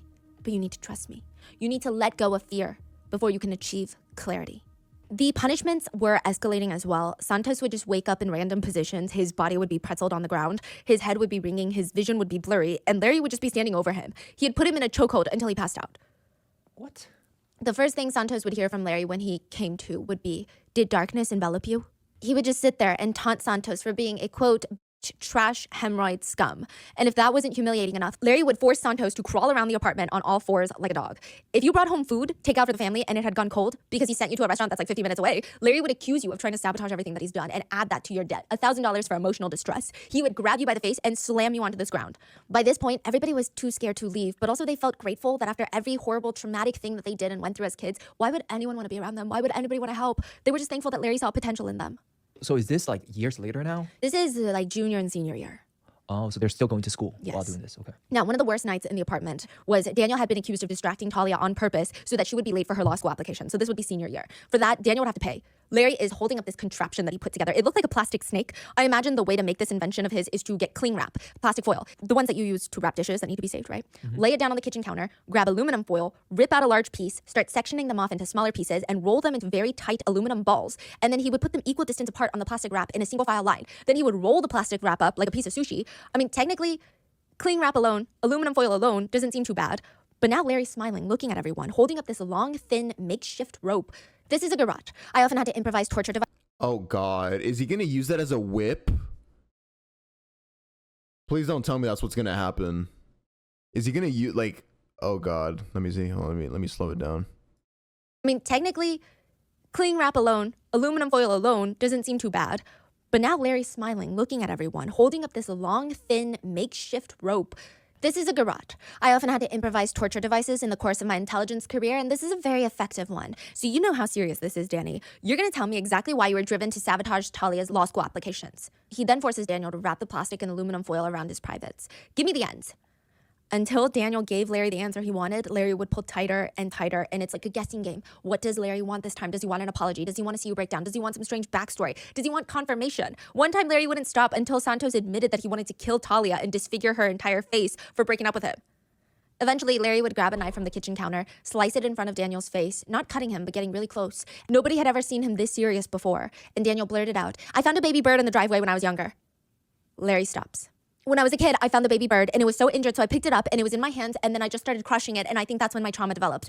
Ew, wait, so he's just making these kids make up trauma. A garrote is a strangulation device. That's what Larry made it. Yeah, so this is what he made. It was like a makeshift one though. So he wrapped a bunch of tin foil, like aluminum little balls in what was it? Like a sushi wrap kind of thing. And the balls would be like when you would tighten the rope, the aluminum balls would basically, if you would wrap something like that super tight around your extremities, like a finger, or in this case his dick, it's gonna fucking hurt. You're tightening it with aluminum balls wrapped around it, like Jesus Christ, just crushing you. Larry pauses and smiles. This is what he wanted. He didn't know that Daniel had lied about the whole thing. He was just giving Larry exactly what he wanted to hear. What does he want to hear? Just traumas? Just Stories? Yeah. The second Felicia, Larry's girlfriend from LA, steps into the one-bedroom apartment crammed with all these people living there, she can't help but feel like, I'm a Harvard, Columbia-educated physician who already started her psychiatric training. I'm going to be living in this whole apartment with these other people's crap everywhere. And because of tight spaces or whatever bullshit reason Larry is coming up with, Felicia finds out the day she moves to New York City that she's not going to be sleeping with her boyfriend alone. She said, and I'm sleeping with Larry and this other woman, Isabella. It's going to be the three of us in the bedroom, me, Larry, and Isabella. He did not allow us to sleep with clothes on. So we're all just naked in the bed. And Larry would sleep in the middle, face up. Isabella and I are on each side. Isabella sleeps with her hand on his genitals. This is supposed to be my boyfriend. And then I'm sleeping with him and this girl has her hand all up on his stuff, and I'm just supposed to be okay. Kill him. Just kill him, bro. He needs to die. Larry would be like, oh, she's just more comfortable that way. I'm helping her through trauma. What's the big deal? Aren't you a He actually just needs to perish. smart, educated, liberated woman? The whole situation wasn't ideal. Felicia noticed how strange the actual apartment was. Not just their sleeping arrangements, but the fridge and freezer were padlocked. The only ones that could access food were Larry and Isabella. Talia had moved out by this point to make room for Felicia. But still, there was no door handles on the bathrooms. I mean, you can't even fully shut it. Even if you manage to hold the door closed somehow, all someone has to do is bend down and stick their face into the gaping hole to see what you're doing. There was no privacy anywhere. Felicia moves in a few weeks away from taking her exam, where she would become a fully licensed medical doctor. This would be the beginning of everything falling apart. Once she settles in, Larry takes her documents, the ones from residency that are very important for her future. He tears them up and throws them 150 feet out the window. Oh, no, I'm throwing hands. Yeah, bro, like, to get your degree in anything medical related, that takes so many years. You tear that shit up in front of me, I'm killing you. You're just not breathing anymore. You've lost breathing privileges. All the money that you spent on that degree, the time, the sleepless nights, the study. Oh, hell no. No. 150 feet, what does that mean? Oh, because they're on like a high rise, just to the ground. Oh. And now she's stuck sleeping in the same bed as her boyfriend and a woman named Isabella, while her little brother, Santos, is sleeping on the floor in the living room. Felicia Rosario, Larry's girlfriend from LA, the Harvard and Columbia med school graduate, is Santos's oldest sister. All three Rosario siblings, Felicia, the Harvard grad, Yalitza, the Columbia University student, and Santos, the Sarah Lawrence student, would all get brainwashed by Larry Ray. First, No, dude, an entire family tree of siblings got brainwashed. it was Santos, and very early on, he had asked his sister Yalitza to meet Larry. He could just tell Yalitza was not adjusting well to Columbia, and Larry had been so helpful with just helping everyone access their repressed memories and try to find healing. It's not weird, it's normal, you know? It's low commitment. Just visit Santos at the apartment that he lives in, meet Larry, his counselor, and when Yalitza walks in, the entire place is cluttered. But it's not filthy, it's just jam-packed. You really have to like balance on one foot before you take the next step to avoid stepping on something or someone. There were so many bodies in there, but Yalitza loved it. There was this chaoticness. In the kitchen, Larry would be cooking up steak. The TV is playing Cosmos. And in another corner, there's two kids debating things like the ship paradox. If a ship has all its parts gradually replaced over time, is it still the same ship? On the dining table, there's two college kids proofreading each other's law school applications. There's another kid in the corner reading Meditations by Marcus Aurelius. From the moment that she stepped foot into that apartment, she was in love with it. It feels like if you come from a family where you don't have family dinners and the house is always depressingly quiet, then you go over to your friend's house and there's always people around. The TV is playing, the parents are cooking, and there's sodas in the fridge. It feels so nice. On top of that, Yalitza felt really out of place at Columbia, but here, nobody's judging her. They would tell her, we're all here for the same reason as you are. We're working on figuring out who we are. There is something to be said about the fact that Larry is specifically going after college students with high education. I mean, surely there's a proximity factor where this is who he has access to through Talia. But Larry gets off on taking these highly intelligent, academically gifted kids with a lot of potential ahead of them, bending and breaking them until they're nothing. Larry had Santos, he had Yalitza now, but he still wants Felicia Rosario. So at this point, it's just like, I mean, yeah, he's getting a kick out of like, ooh, I am this good at manipulating people. I'm going to keep challenging myself to go after smarter and smarter people because I'm getting a kick out of making intelligent people more intelligent than me, to bend to my will, to manipulate them into my slave. Yeah. The eldest was Santos, he had Yalitza now, but he still wants Felicia Rosario. The eldest Rosario sibling, the one with the highest academic standing, is Larry's biggest catch. For weeks, he's waiting for Felicia to visit her siblings from LA. He has this entire plan mapped out. People say Larry's like a chameleon. He can change into whatever you want him to be. And Felicia just wants someone to eat White Castle with. That was one of their first dates. After a few gatherings with the whole family, this was like one of their first dates alone. They would get burgers from White Castle. And just the two of them, no limo driver, no Isabella, no little brother, were parked on the side of the street, eating White Castle and watching the sunrise. The whole car smelled like greasy fries, but Felicia could not stop smiling. I mean, this was a moment that she realized, I'm gonna marry this man. her brother's ex-girlfriend's father. From that day forward, they would refer to each other as wife and husband.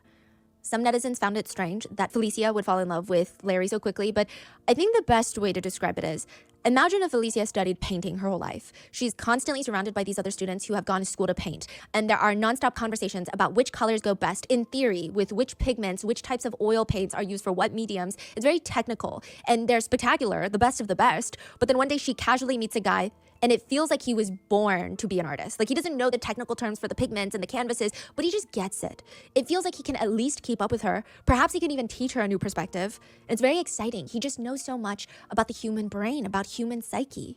So they do this whole long distance thing, and it starts with them on the phone talking to each other every single night. Most days they would talk to each other multiple times. Larry would give Felicia updates on how her younger siblings are doing, but slowly the conversations, they start getting more romantic, more sexual, until Larry is trying to tell her, you need to go to a bar and have sex with a man and record it. Yeah. It's crazy how like that's where the road leads in all of these conversations. It starts off normal and then it eventually just ends up as like, hey bro, I need you to fuck someone and record it for me because I'm a cuck. She did it or no? Yes, and it would happen very slowly. First, it was how many people have you slept with? And I think the age thing also factors in. He just made it sound like you need to experiment more before you figure out what you want. He also played a lot into the fact that they all go to good colleges, they're well educated, they must be liberated. They must be free thinkers and not bound by the traditional norms of society. He'd really tap into that. And Felicia would listen because, well, Larry is the only person there to protect her from the people that are trying to kill her. Santos and Yalitza are sitting in the living room in New York when Larry slams the door open and runs in. We gotta get your sister out of LA. What's wrong with Felicia? What happened? Is she okay? He puts his phone on speakerphone and they hear their sister sobbing like they've never heard her. This is their eldest sister in a not financially well-off immigrant family. She's practically a parental figure for them. She's the epitome of older sibling who has their life together, but she can barely talk right now. Hi, I'm crying because I'm so scared they're gonna do something to me. Santos and Yalitza are confused. Who is they? What are you scared about? Why is nobody answering us? Instead, Larry just shouts into the phone. He's doing the same thing. This is like a method that he's repeatedly done. You guys remember earlier in the video when he called one of the victims' mother and was like, oh, she's not coming home for Thanksgiving. She was essayed when she was little. Oh, no, she can't go. And then after that, I mean, the mom never saw the daughter for 10 years. He's now doing something similar here, using the sister, the younger sister, to basically scare the older sister into trusting him. Yeah. I'm not gonna answer the door for anyone without me on the phone, okay? When they hang up, Santos and Yalitza are demanding, well, not demanding, you don't demand anything of Larry, but they're asking him to clarify what the hell is going on, and they keep getting these very vague answers. Felicia's been so scared, she's set up cameras all inside the apartment. She even gave Larry access online to watch her and keep her safe. She's been so paranoid, she won't even sleep in her room. She's dragged her mattress out to the living room, and the Rosario siblings are still like, that doesn't answer the question. But all Larry says is, Felicia is scared someone is in LA trying to come for her. They want to hurt her because she's dating me. It's unclear as to who these people even are, but it's very, very serious. It's life or death. In comes Operation Save Felicia. That's how she moves to New York City. It is the only place that she will be safe. Felicia is sitting on the black leather couch, and Santos, her little brother, is standing next to her, next to the couch. I mean, her hair is tangled. She lifts her arms up. She looks very distressed. She opens up her mouth, and Santos's right hand lifts up, and he slaps himself across the face as hard as he can. Is this like a hidden camera set up by Larry? She opens up her mouth, and Santos's right hand lifts up, and he slaps himself across the face as hard as he can. Wait, what's happening? Felicia is on the couch. She's very frustrated. She's trying to get up. She's trying to talk. And every time she moves, Santos slaps himself across the face. Her little brother is slapping himself. Okay. Felicia has a pretty visceral response to that. She cries out in frustration, in pain. And why is her little brother doing this to himself? But any single reaction Felicia would have, Santos would slap himself across the face again. Because this is what Larry told him to do. Make sure Felicia does not leave that couch for 8 hours. Make sure she does not speak. Oh, that's so fucked up. Larry, again, the 50-year-old groomer, told the brother of Alicia, let me rewind a little bit. Because the brother of Alicia to hit himself, to cause himself harm in front of his older sister, the most educated one, to harm himself every time she moved so that she wouldn't leave the house.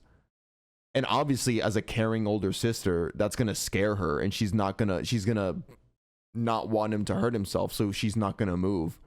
It's like, you're stuck, like in hell. this is what Larry told him to do himself. But you using family against each other, that's so like they're rats, like they're playthings.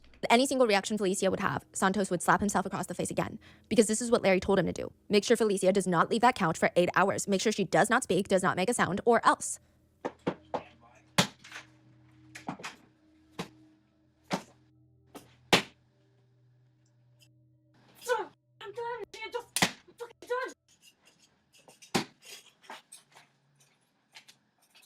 It was Felicia or Santos, and both of them would lose to Larry. By the end of the day, Santos had stood there for 7 hours. His face was so swollen and red he was unrecognizable. A few weeks after that, Santos tried to self-exit.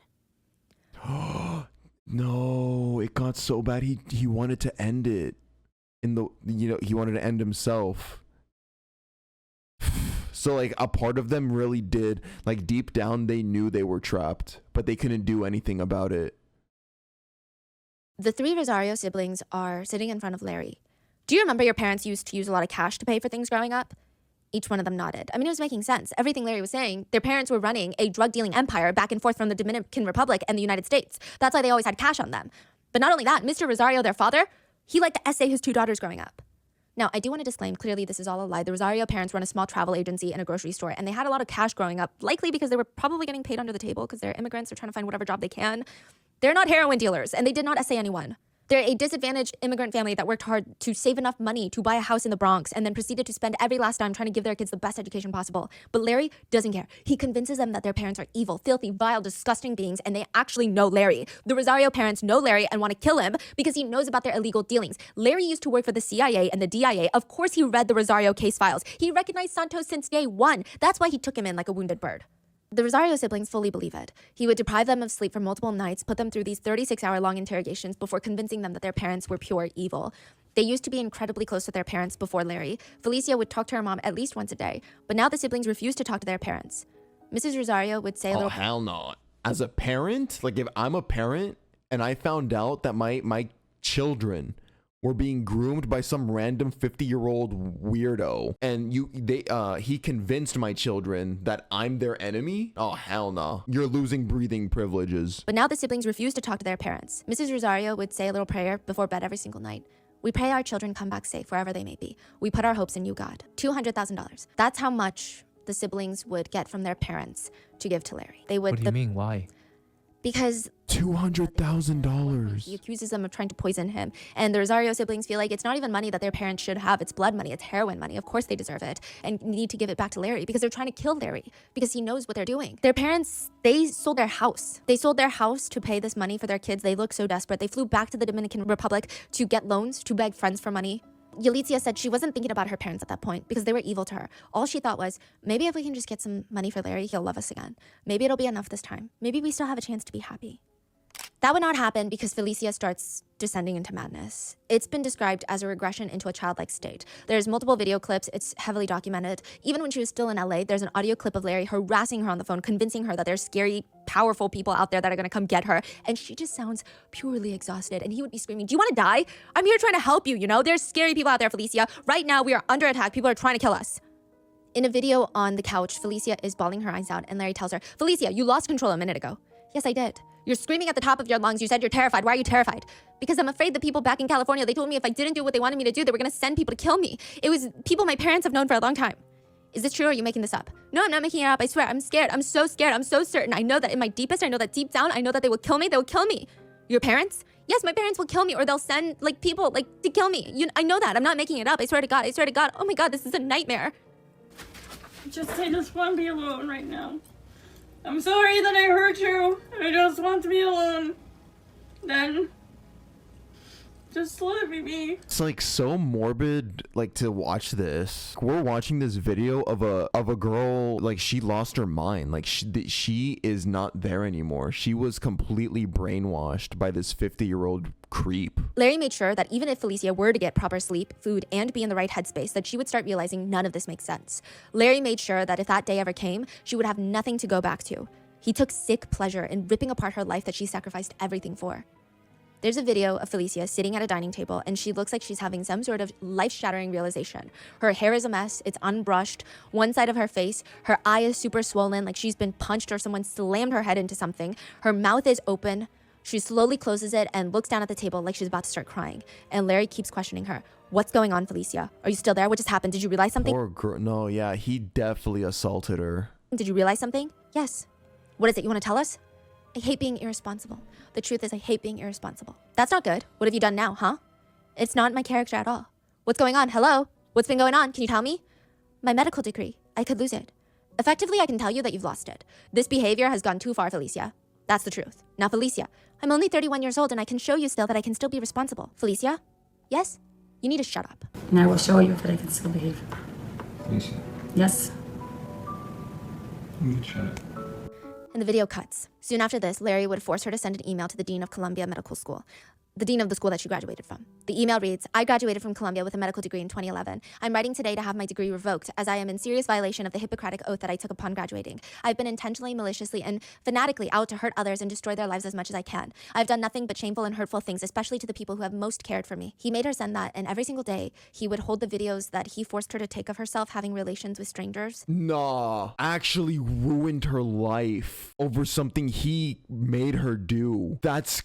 Dude, years of your life you spent working hard for that degree, studying, again, grinding. I mean, I know that I'm not studying medicine, but I respect people that study that shit. After you graduate, he then makes you email the dean, lying to them, making you say that you violated all of the HIPAA oaths that you made, which is not true again. And then he uses the videos that he made you film of you doing inappropriate things with strangers. I mean, I'm sorry, but like as the dean that doesn't know any of this is happening, I would also be like, yo, like I don't want any bad reputation hitting my university. Yeah, I'm gonna revoke this shit because this is such a weird email to get from a prior student. That's so terrible, dude. I'll personally send this to the medical licensing board and you will never practice medicine again. You think I don't know people in powerful places? I know almost all the top general surgeons at all the top hospitals. I personally know the dean of Columbia. I was a CIA informant. Are you kidding me? I knew Gorbachev.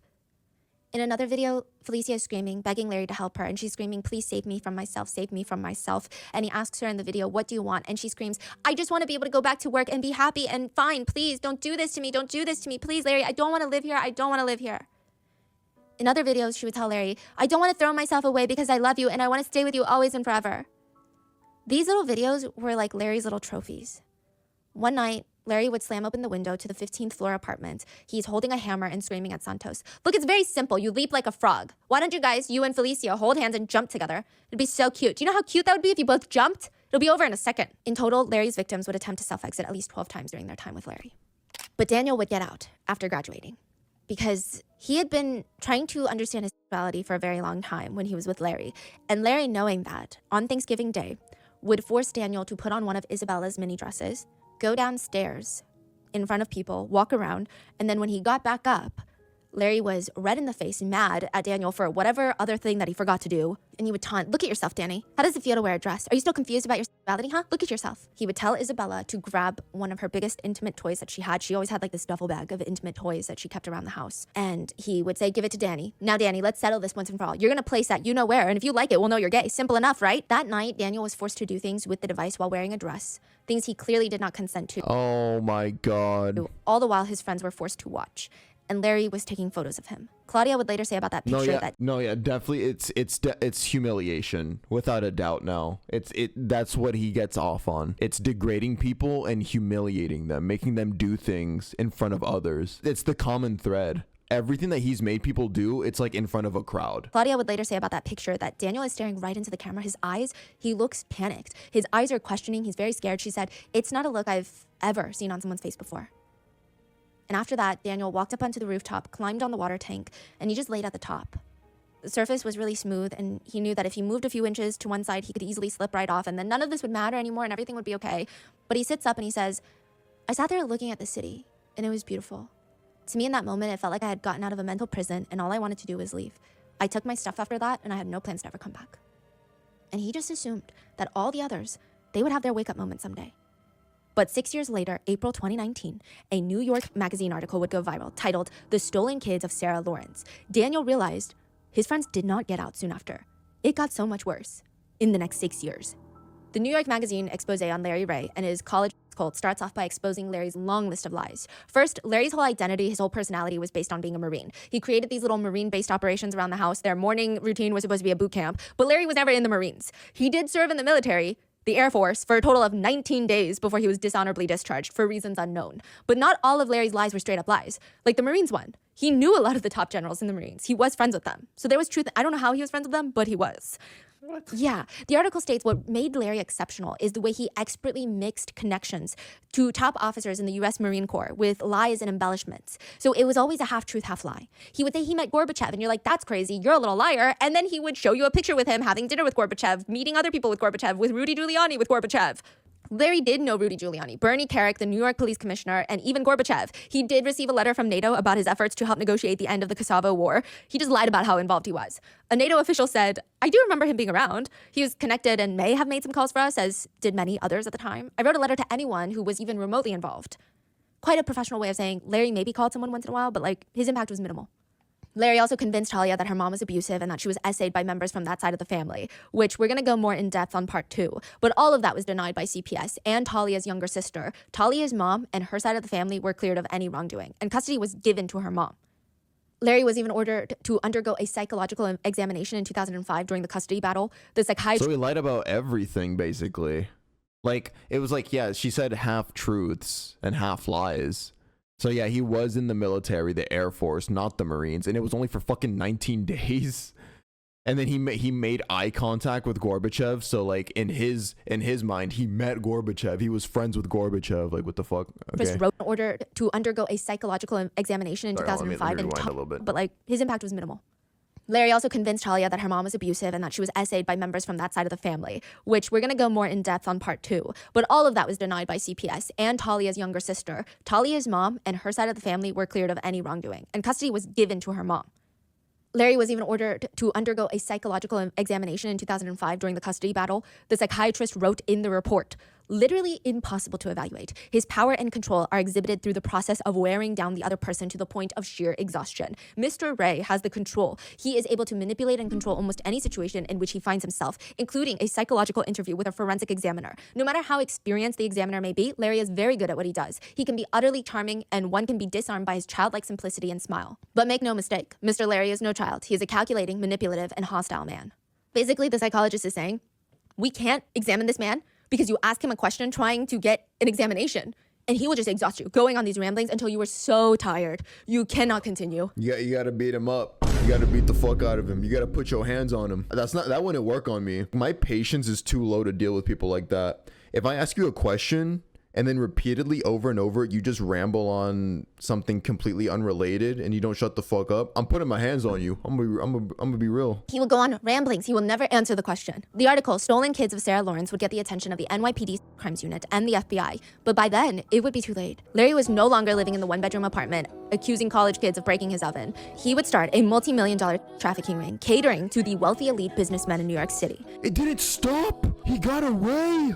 And one of the cult members will not make it out alive. And I will discuss all of that in part 2. Jesus, what a video. What a case. And it's just really dark and so sad. So once again, just to quickly summarize, I'm not going to talk too much because I think we already talked about mostly everything in the video. At a certain point, it just became an ego thing for him. He wanted to catch bigger and bigger fish, or in this, if you want to be more specific, smarter and smarter fish. He wanted to prove to himself internally that his manipulation skills were that good. So first he started off with friends of his daughter. Fairly easy because they trust, the daughter's friends trusted her. So by extension, they trusted her father. But then it moved on to bigger people, as we saw here at the end of the video. He was obsessed with brainwashing, or trying to brainwash the medical degree girl who was 31 years old by the end of it. He was obsessed with her because she was the most educated of the siblings that he brainwashed. Oh, Felicia, my bad. It became a thing where he just wanted to keep one-upping the previous brainwash victim to tell himself, oh wow, I'm just this good, bro. Like I can brainwash fucking PhD doctors over here. And then it was also, yeah, a humiliation kink. It's always a power fantasy when it comes to these creeps. But yeah, absolutely disgusting. Let me know if you guys want to see part 2 of this. No, yeah, I mean, just let me know in the comments if you want to see part 2. No, yeah, very, very twisted, messed up case. Hopefully Larry gets brought to justice. If we do watch part 2, he deserves to be executed. That's all I'm gonna say. That's my 2 cents right there. Thank you so much for watching, YouTube. I'll see you guys in the next video. Peace out.